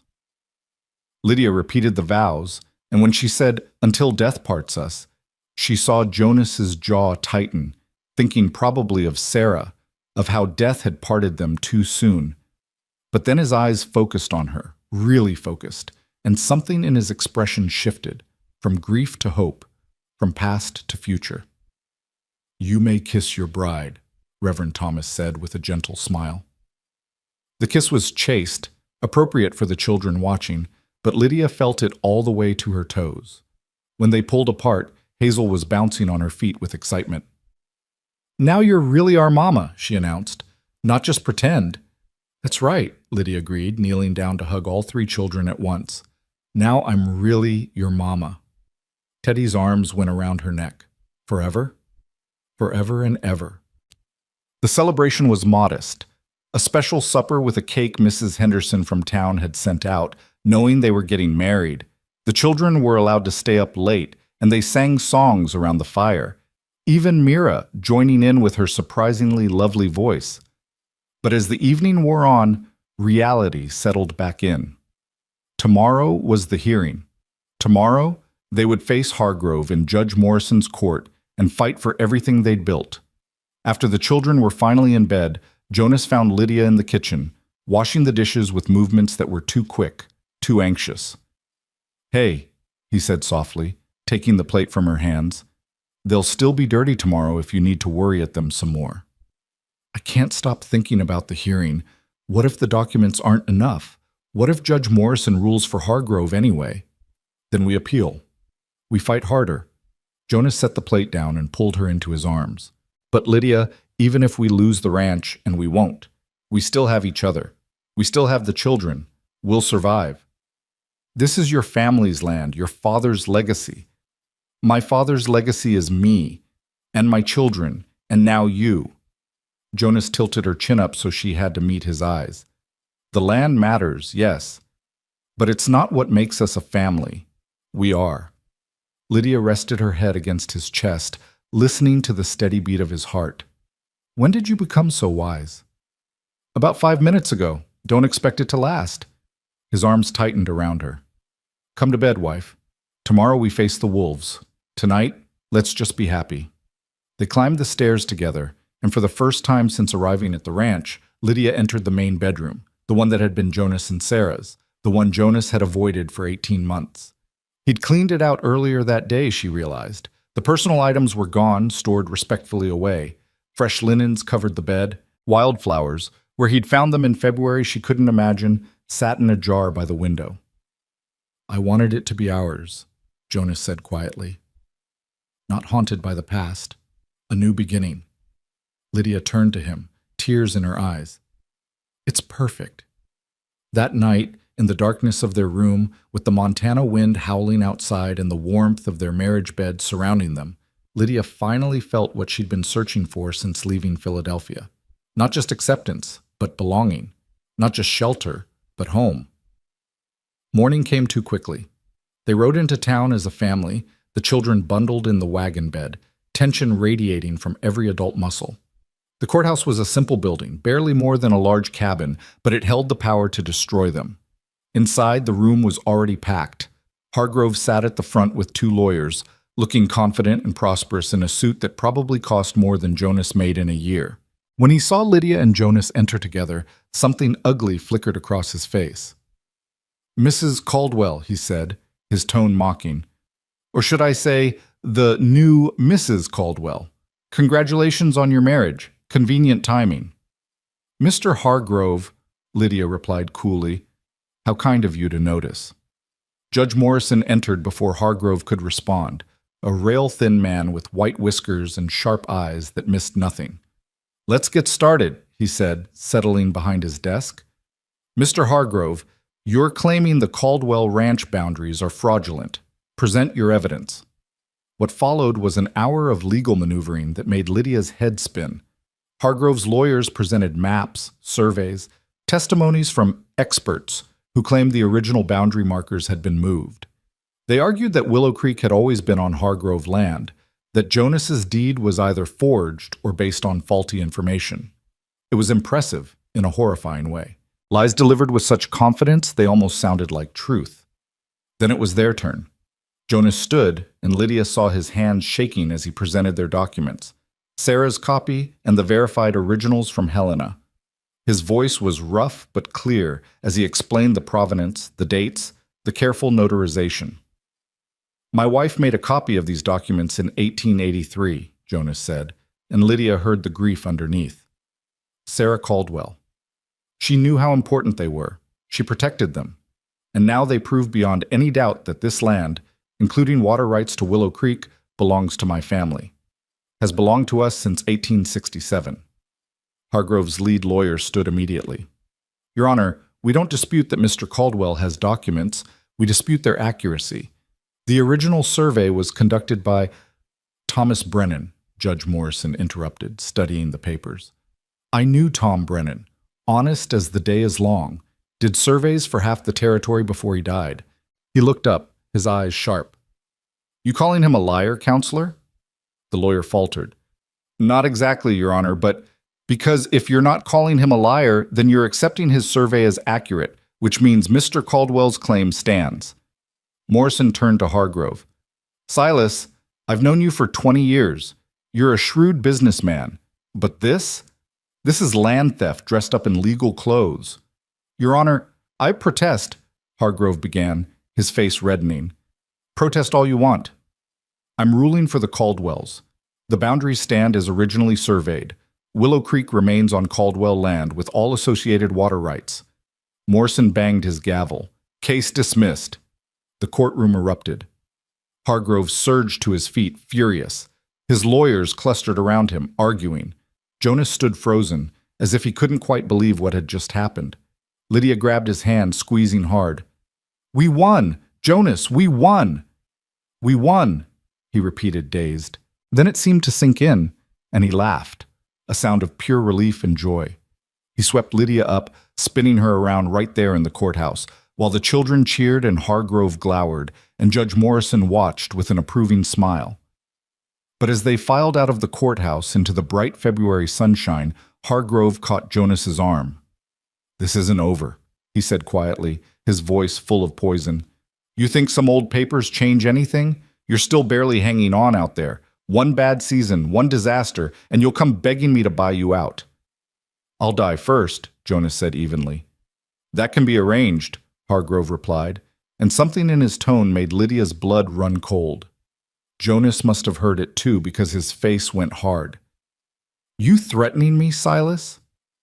Just stating facts. Montana's a dangerous place. Accidents happen. Hargrove smiled, showing too many teeth, especially to people who make powerful enemies. He walked away before Jonas could respond, leaving them standing in the street with the children pressed close, suddenly aware that winning in court didn't mean the fight was over. Papa? Mira's voice was small. What did he mean? Nothing, Bug. Just a sore loser talking big. But Jonas's eyes followed Hargrove's retreating back, and Lydia saw genuine concern there. That night, after celebrating their victory with the special dinner Lydia had prepared, after the children were asleep and the house was quiet, Jonas checked every lock twice. He loaded the rifle that hung above the door and kept it closer than usual. You really think he'd try something? Lydia asked, watching him move through the house like a soldier expecting attack. Silas Hargrove doesn't make empty threats. He's used to getting what he wants, and we just humiliated him in open court. Jonas paused at the window, staring out at the dark. We need to be careful. All of us. Maybe we should ask for help. The Reverend or some of the other ranchers, most of them are either too scared of Hargrove or in debt to him. We're on our own. Jonas turned to her, his face grim. I need you to promise me something. If anything happens to me, you take the children and go. Don't try to fight him. Just go. Jonas, don't talk like that. Promise me, Lydia. She wanted to argue, to tell him nothing would happen, that they were safe now, but the fear in his eyes stopped her. I promise, but nothing's going to happen to you. I won't let it. Jonas managed a small smile. My fierce wife. When did you get so brave? When I fell in love with a stubborn rancher and his 3 impossible children. She moved into his arms. We've survived everything else. We'll survive this too. But that night, Lydia lay awake long after Jonas's breathing had evened out in sleep, listening to every sound the house made, every whisper of wind against the windows. Hargrove's words echoed in her mind. Accidents happen. She was still awake when she heard it, a sound that didn't belong. A creak of floorboards downstairs, too heavy to be one of the children. Lydia's heart slammed against her ribs. She shook Jonas awake, pressing her hand over his mouth before he could speak. His eyes opened instantly, alert. Someone's downstairs, she breathed into his ear. Jonas was out of bed in seconds, grabbing the rifle. He motioned for Lydia to stay, but there was no chance of that. She grabbed the iron poker from beside the bedroom fireplace and followed him. They crept down the stairs, every step an agony of trying to stay silent. The sound came again, definitely in the house, moving toward the kitchen. Jonas raised the rifle as they rounded the corner. Don't move or I'll shoot. Papa, don't! Mira's voice, high and terrified. Jonas lowered the rifle immediately, and Lydia ran forward to where the girl stood in the kitchen, her nightgown ghostly white in the darkness.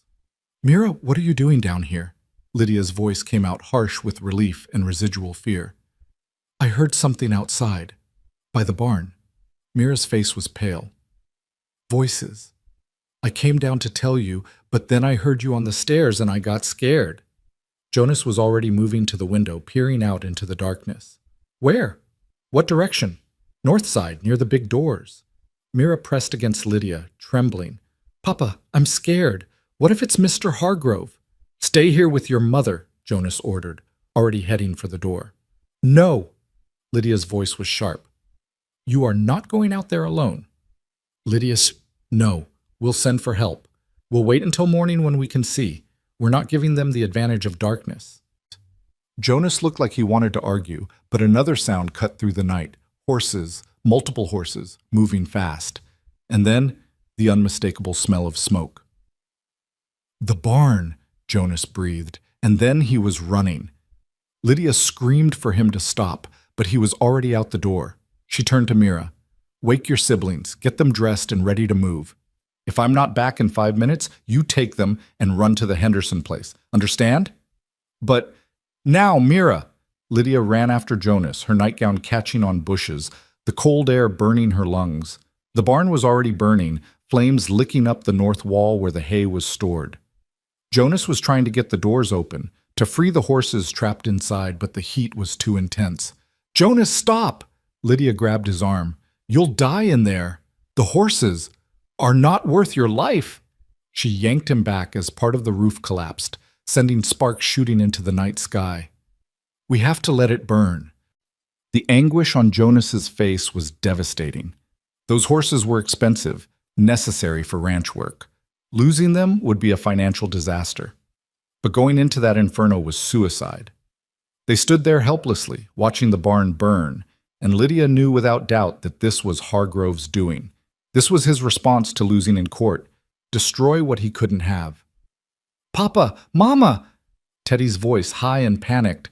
Lydia turned to see all 3 children running toward them, and her heart nearly stopped. I told you to stay inside. The house is on fire too, Mira screamed, pointing. Lydia spun around. Smoke was pouring from the kitchen windows. Someone had set multiple fires, trapping them between the burning buildings. The creek, Jonas said, his voice oddly calm despite the disaster unfolding around them. We get to the creek, away from the buildings. Now. They ran as a family, Jonas carrying Hazel, Mira and Teddy clutching Lydia's hands. Behind them, both buildings burned against the night sky, and Lydia had one horrible, clear thought. We're going to lose everything. They huddled on the creek bank, wrapped in the blankets Jonas had grabbed, watching their home burn. The children were crying. Jonas's face was stone, but Lydia saw his hands shaking. "This is my fault," she whispered. "I pushed to fight him. If we'd just accepted his offer, then we'd be surrendering to a bully," Jonas said firmly, "and teaching our children that evil wins if you're too scared to stand against it. No, Lydia, this is Hargrove's fault, his crime, his sin. But everything, the house, the barn, your tools, can be rebuilt." Jonas pulled all of them closer. "We're alive, all of us. That's what matters." "Where will we go?" Hazel asked, her voice very small. It was a good question. The house was gone. The barn was gone. All their supplies, their food stores, their clothing, everything but what they wore and what Jonas had grabbed was ash. "Town, I guess," Jonas said slowly. "Find rooms at the boarding house until—" "No!" Lydia's voice was suddenly fierce. "We're not leaving. We're not giving him that satisfaction." "Lydia, be reasonable. We have nowhere to live. We have the land. We have each other." She looked at him, her eyes blazing in the firelight. "You said the land doesn't make us a family." "We do. So we stay. We camp if we have to. We rebuild. But we don't run." Jonas stared at her like he'd never seen her before. "You're serious?" "Completely. Hargrove wants us broken and scattered. I won't give him that." She looked at the children. "What do you say? Are we fighters or quitters?" "Fighters," Mira said immediately, her jaw set in a line that reminded Lydia of Jonas. "Fighters," Teddy echoed, trying to sound brave despite his tears. Even Hazel nodded, clutching her rescued doll. "We stay with Mama and Papa." Jonas's eyes were bright with something that might have been tears or might have been fierce pride. "Then we stay, and we rebuild, together." As dawn broke over the smoldering ruins of their home, the Caldwell family sat together on the creek bank, cold and exhausted and homeless, but unbroken. Lydia leaned into Jonas's shoulder, feeling the children pressed around them, and thought about how far she'd come from that mail-order bride rejected for being barren. She'd found something better than perfection. She'd found purpose. She'd found family. She'd found herself. And no fire, no bully, no disaster could take that away. By mid-morning, news of the fire had spread, and people started arriving. Reverend Thomas came first, bringing blankets and food. Then Mrs. Henderson, with clothing her own grown children had left behind. Other ranchers appeared, men who'd been too scared to stand against Hargrove publicly, but who brought tools and offers of labor. "Heard what happened," old Pete Martinez said, his weathered face grim. "Heard it was no accident. Hargrove's gone too far this time." "Can you prove it was him?" Jonas asked. "Found horse tracks leading back toward his property. Found some things in the ashes that don't belong, kerosene cans, rags tied together for wicks." Pete spat into the dirt. "Man's always been ruthless, but this is attempted murder." "What can we do?" Jonas's voice was tight with controlled fury. "Morrison already ruled against him, going back to court." "Forget court," Pete interrupted. "Court's for civilized disputes. This is something else. This is war." "I won't start shooting," Jonas said firmly. "I have children to think about." "Nobody's talking about shooting, but there are other ways to fight." Pete looked at the gathered men, all nodding agreement. "Hargrove's power comes from fear and money. We start standing together, that power disappears. We help you rebuild. We watch each other's properties. We make it clear that attacking one of us means attacking all of us." It was the closest thing to an alliance Lydia had seen since arriving. These hard, independent ranchers, finally united against a common enemy. "Why now?" she asked. "Why help us now when you wouldn't stand with us before?" Pete's expression was shamefaced. "Because before, it was legal maneuvering, business. That we could look away from. But burning a family out of their home? Nearly killing children?" He shook his head. "That crosses a line. Some things you can't ignore." Over the next few days, the miracle of community unfolded. The men rebuilt the barn first. A simple structure, nothing fancy, but functional. The women brought food and helped sort through the salvageable items from the house ruins, which weren't many. Someone donated a tent, large enough for the family to sleep in while the house was rebuilt. It was hard, grinding work. They fell into bed exhausted every night, only to wake before dawn and start again. The children helped as they could, Mira watching Hazel, Teddy fetching water, all of them being braver than children should have to be. But slowly, impossibly, things took shape. Walls went up. A roof appeared. Windows were installed, donated from a house in town being torn down. It wouldn't be as large as the original house, or as comfortable, but it would be home. Through it all, Hargrove stayed conspicuously absent. No one saw him in town, no one heard from him. It was as if he'd disappeared, and that worried Lydia more than his presence would have. "He's planning something," she said to Jonas one evening as they sat outside the half-built house, watching the sunset. "I know, but what?" The answer came 3 weeks after the fire. Sheriff Daniels rode out to the ranch, his face grave. "Jonas, Lydia, need to talk to you."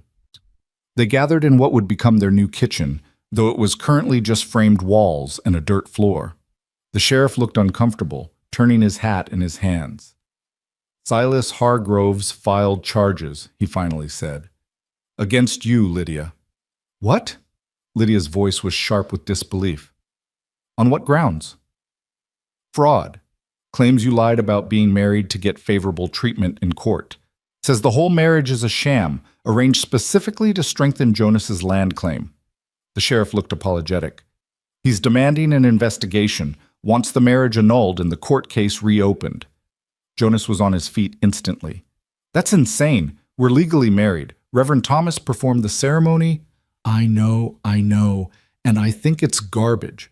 But Hargrove's hired lawyers, big city lawyers, and they're making noise about mail-order bride fraud being common, about women marrying for convenience and then running off with property."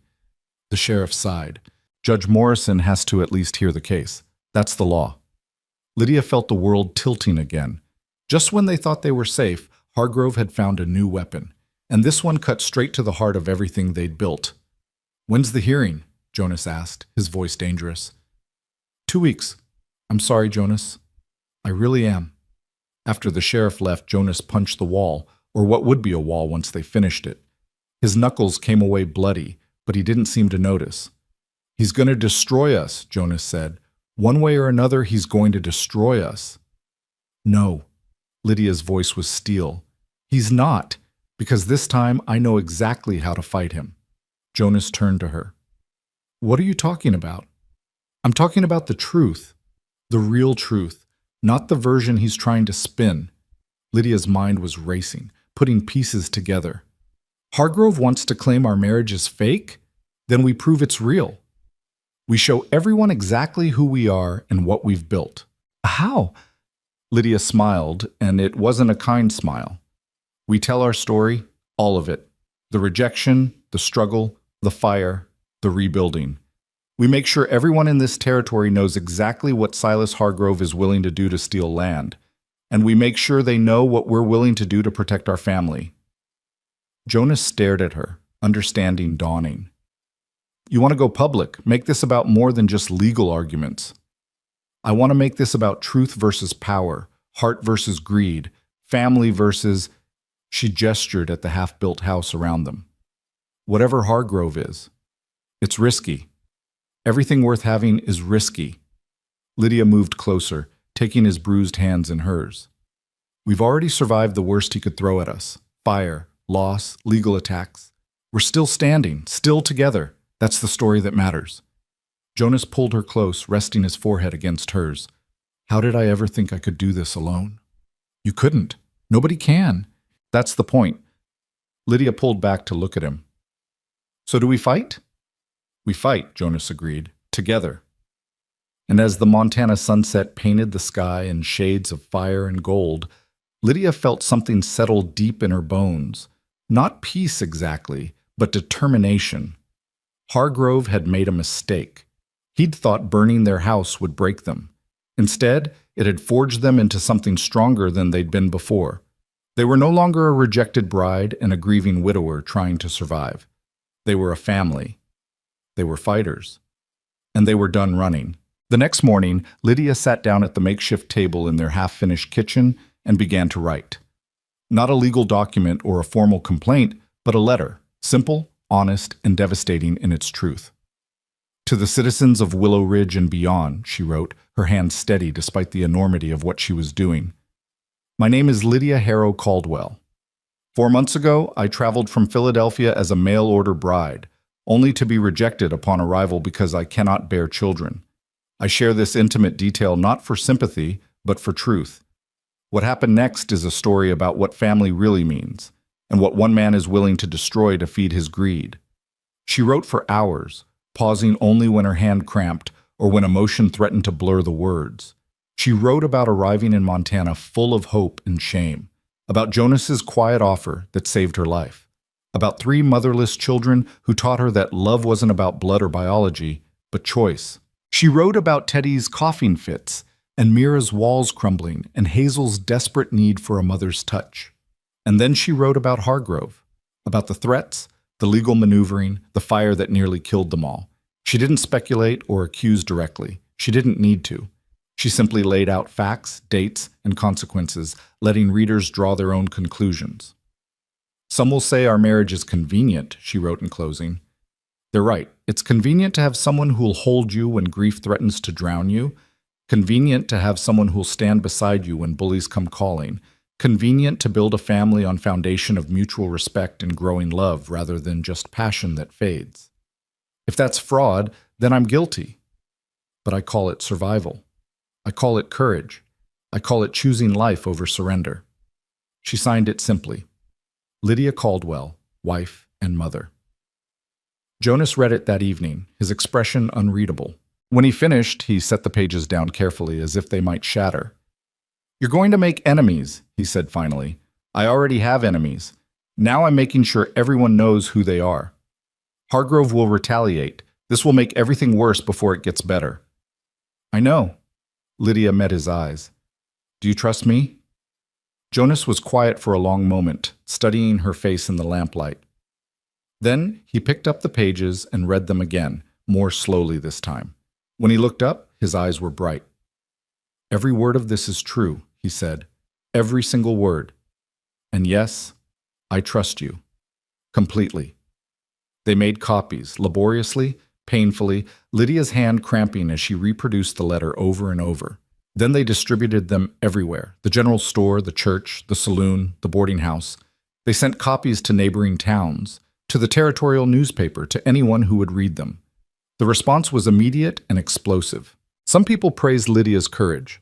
Others called her shameless for airing private matters publicly. The territorial newspaper reprinted the letter in full, adding an editorial questioning Hargrove's business practices. Suddenly, what had been a local land dispute became something bigger, a story about power and family, about who got to decide what made a marriage legitimate. The women of Willow Ridge, in particular, rallied. They'd watched Lydia arrive alone and scared. They'd seen her teaching the children, nursing Teddy, standing beside Jonas. They knew a real wife when they saw one, paperwork be damned. That letter spoke truth, Mrs. Henderson said loudly in the general store, making sure everyone heard. I've been married 40 years and I've never seen a more devoted mother than Lydia Caldwell. Any man who claims that's fraud is blind or stupid or both. Others echoed the sentiment. By the time the hearing arrived 2 weeks later, public opinion had shifted dramatically. People who'd been afraid to oppose Hargrove publicly were now openly critical. His business suffered. His reputation, carefully cultivated over decades, began to crumble. But Hargrove wasn't done fighting. The hearing was packed, standing room only, with people spilling out into the street. Judge Morrison looked tired before the proceedings even began, as if he knew this would be ugly. Hargrove's lawyers went first, and they were vicious. They painted Lydia as a conniving woman who'd manipulated a grieving widower for her own gain. They suggested Jonas had been too weak with grief to see clearly, that he'd been seduced by a pretty face and false sympathy. They brought up her infertility repeatedly, suggesting it proved she was damaged goods trying to trap a man any way she could. Lydia sat through it with her spine straight and her hands folded in her lap, though each word felt like a knife. Jonas's hand found hers under the table, squeezing so hard it hurt, and she squeezed back just as fiercely. Then it was their turn. Reverend Thomas testified first, describing the marriage ceremony, the clear commitment between Jonas and Lydia. "I've performed 100 weddings," he said. "Some were business arrangements, some were passionate but shallow. The Caldwell marriage is built on something stronger than either. It's built on respect, partnership, and genuine affection. Anyone with eyes can see it." Mrs. Henderson testified about watching Lydia with the children, about the clear bond between them. Old Pete Martinez testified about the fire, about finding evidence of arson, about his belief that Hargrove was behind it, though he couldn't legally prove it. And then Lydia stood to speak.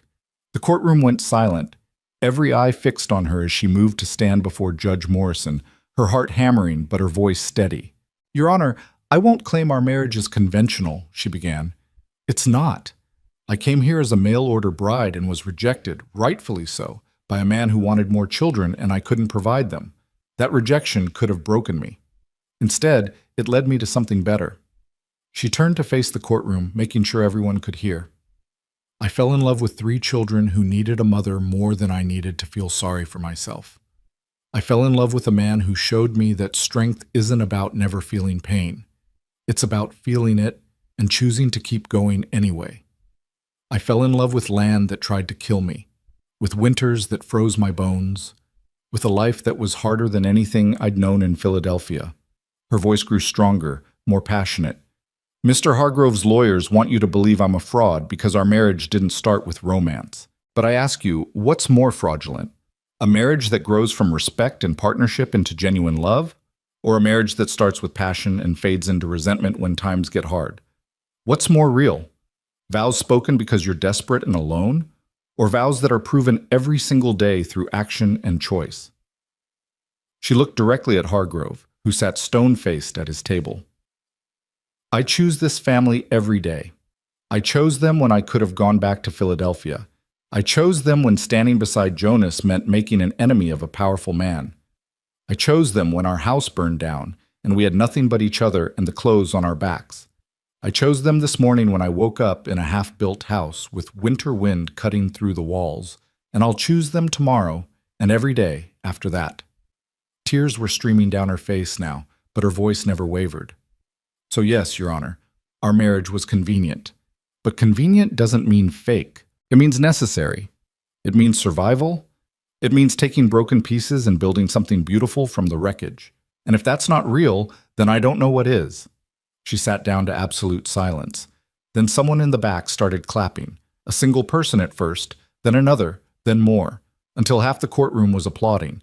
Judge Morrison banged his gavel, but he was smiling. "Order," he called, but there was no real anger in it. "Order in the court." When silence finally returned, Morrison looked at Hargrove. "Silas, I'm going to be blunt. This is the most ridiculous waste of court time I've seen in 30 years on the bench. The Caldwell's marriage is legally sound. They were married by a minister, with witnesses, following all proper procedures.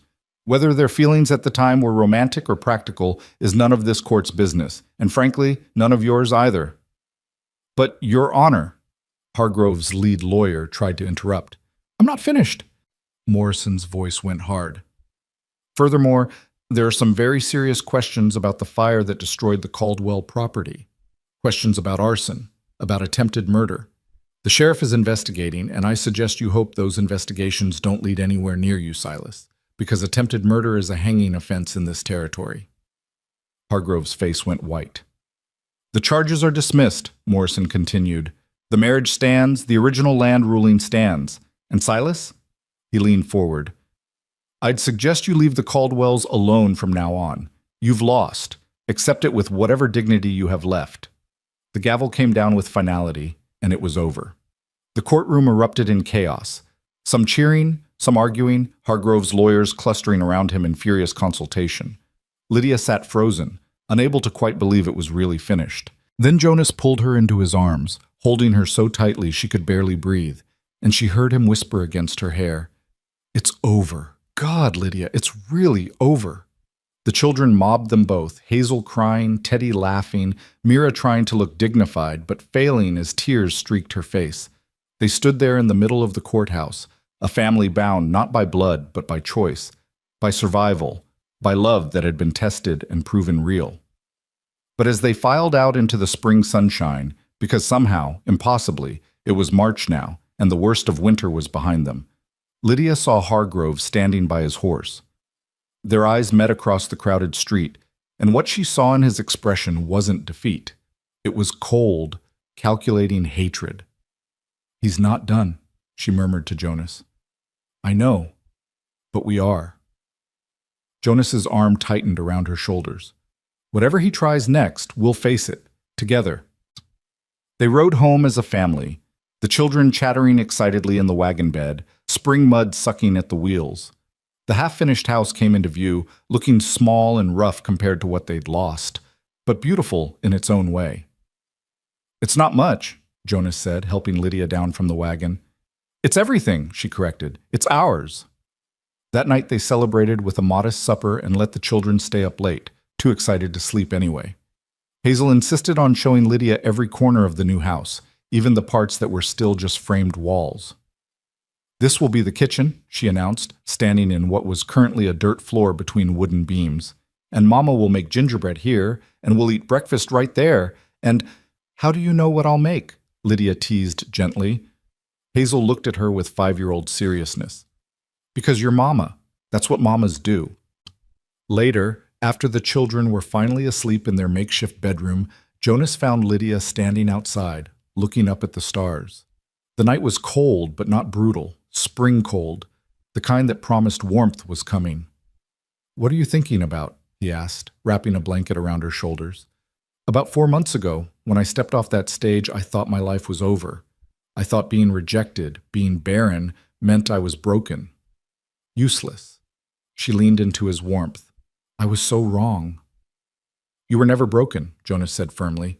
"You were just looking in the wrong place for wholeness." "So were you." He smiled against her hair. "Fair point." They stood in comfortable silence, watching the stars wheel overhead, listening to the night sounds of the ranch, cattle lowing in the distance, an owl hunting, the creek running fast with snowmelt.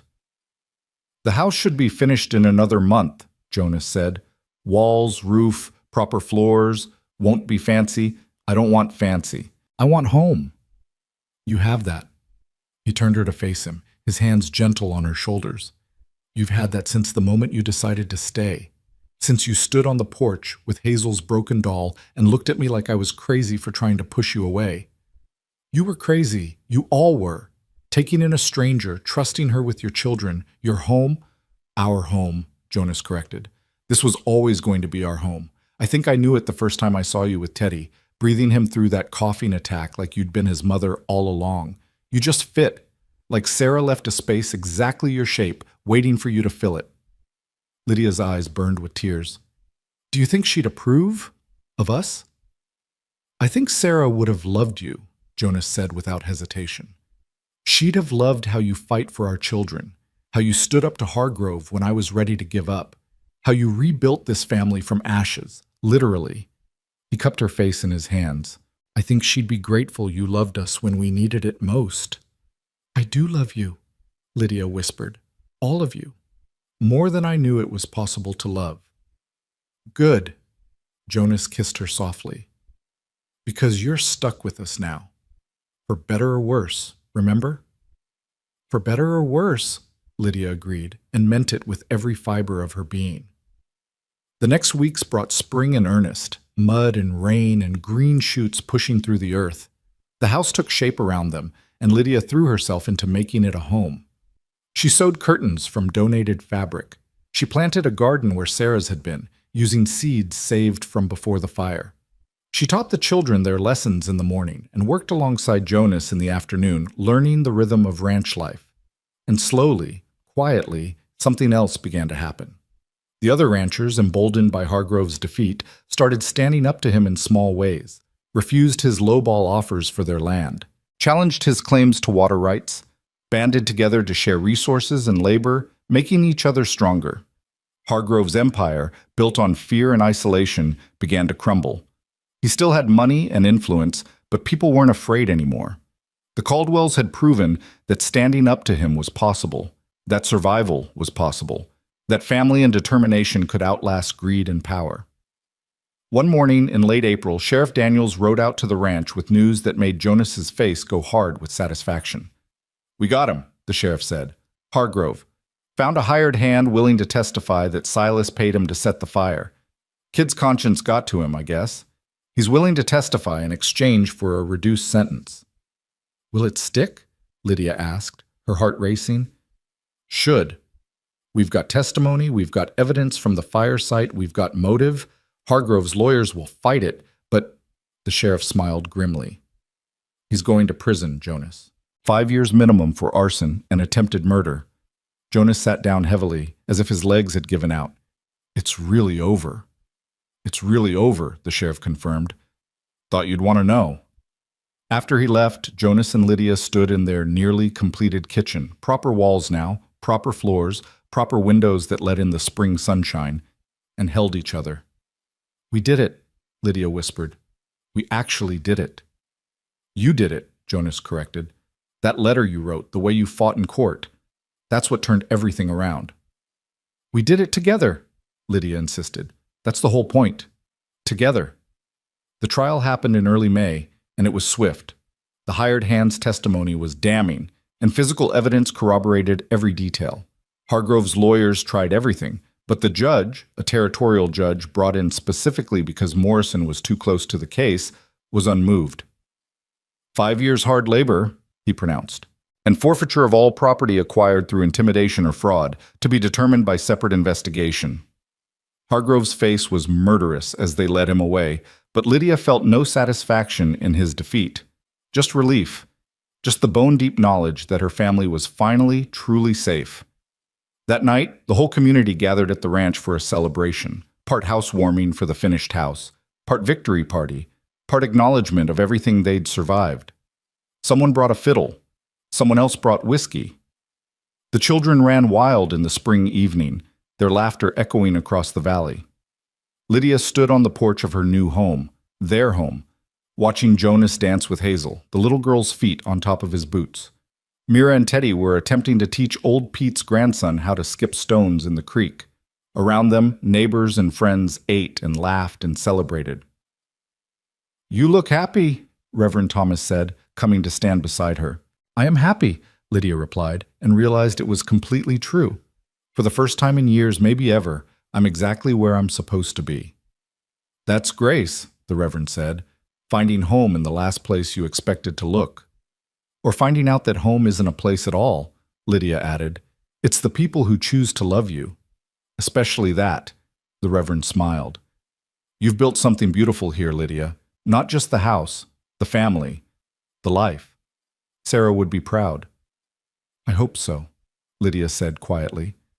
"I hope she knows her children are loved, that Jonas is happy again, that her legacy isn't just grief and loss.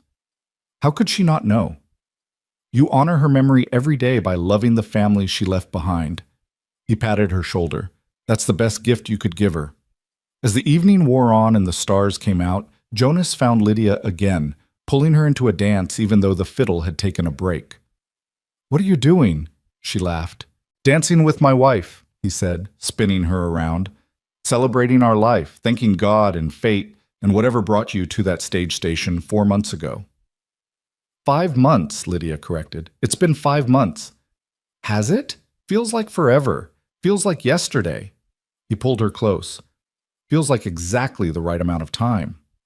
Over his shoulder, Lydia could see their children, Mira teaching Hazel a clapping game, Teddy showing off his stone-skipping technique. Their children. Not by birth, but by every choice that mattered.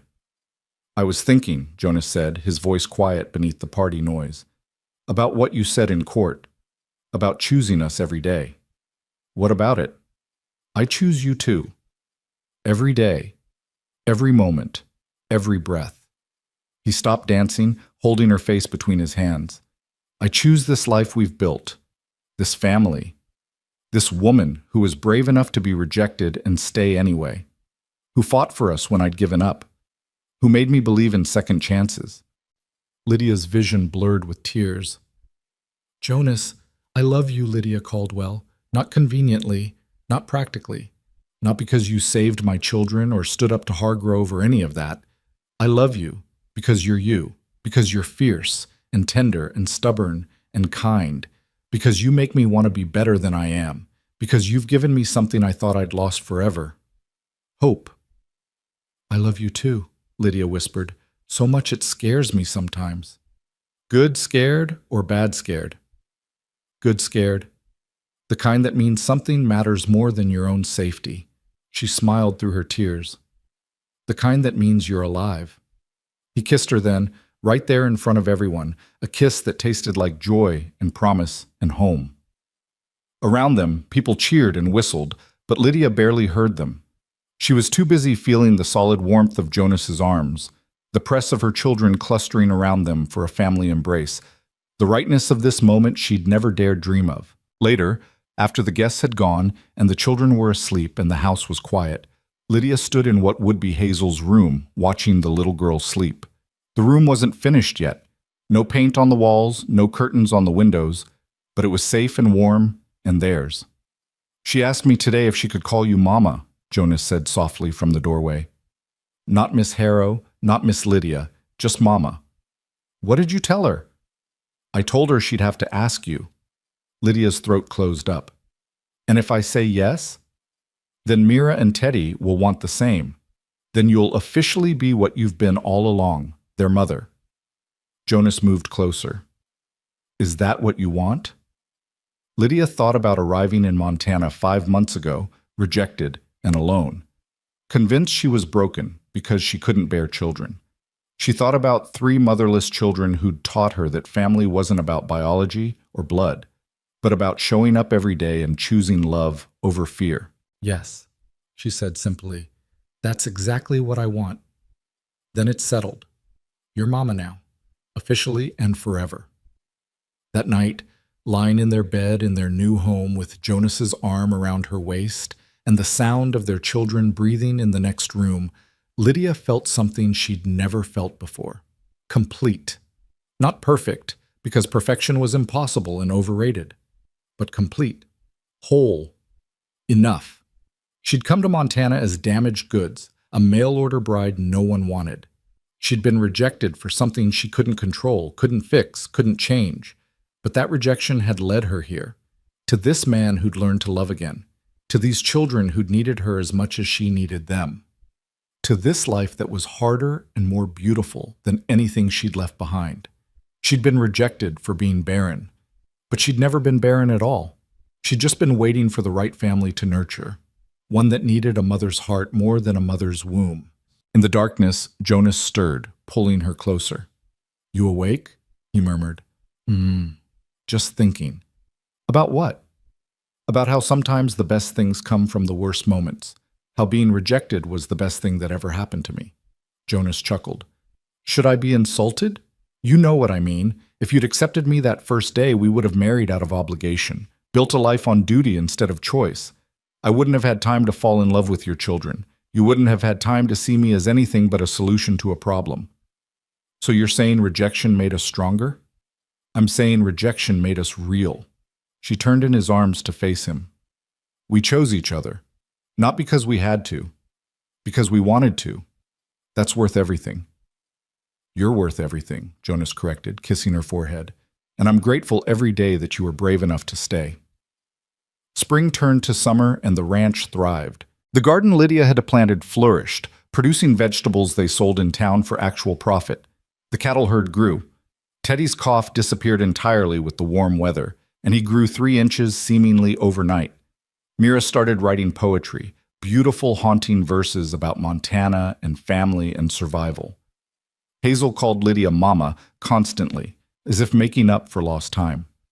And Jonas smiled, really smiled, the kind of smile that reached his eyes and stayed there, transforming his whole face. They had problems, of course. Money was tight. The work was endless. Some nights Lydia fell into bed so exhausted she couldn't remember her own name. They argued sometimes, about discipline, about spending, about whose turn it was to muck out the stables. But they were happy. Bone-deep, soul-satisfied happy in a way Lydia had never imagined possible. One August evening, she sat on the porch with Jonas, watching the children play in the creek, their laughter carrying on the summer wind. "You know what I realized?" she said. "What's that?" "I spent 27 years thinking I was incomplete, thinking something was wrong with me because I couldn't have children. But I wasn't incomplete. I was just waiting." "Waiting for what?" "For this, for them." She gestured at Mira, showing Teddy how to catch minnows, at Hazel splashing in the shallows. "For a family that needed me exactly as I am, not who I thought I should be. Just me." Jonas took her hand, lacing their fingers together. "You saved us, you know. All of us. We were drowning in grief, going through motions, barely surviving. You gave us a reason to live again." "You saved me too," Lydia said. "You just don't realize it." "How?" "By seeing me. Not as damaged or broken or second best. Just as Lydia. As someone worth choosing. Worth fighting for. Worth loving." She leaned her head on his shoulder. "That's the greatest gift anyone's ever given me." They sat in comfortable silence, watching their children play, watching the sun paint the Montana sky in shades of gold and purple and pink. And Lydia thought about that terrified woman who'd stepped off the stage 5 months ago, certain her life was over. That woman had been so wrong. Her life hadn't ended that day. It had begun. She'd come to Montana searching for acceptance, for a place to belong, for someone to want her despite her flaws. Instead, she'd found something infinitely better. She'd found family, she'd found purpose. She'd found herself.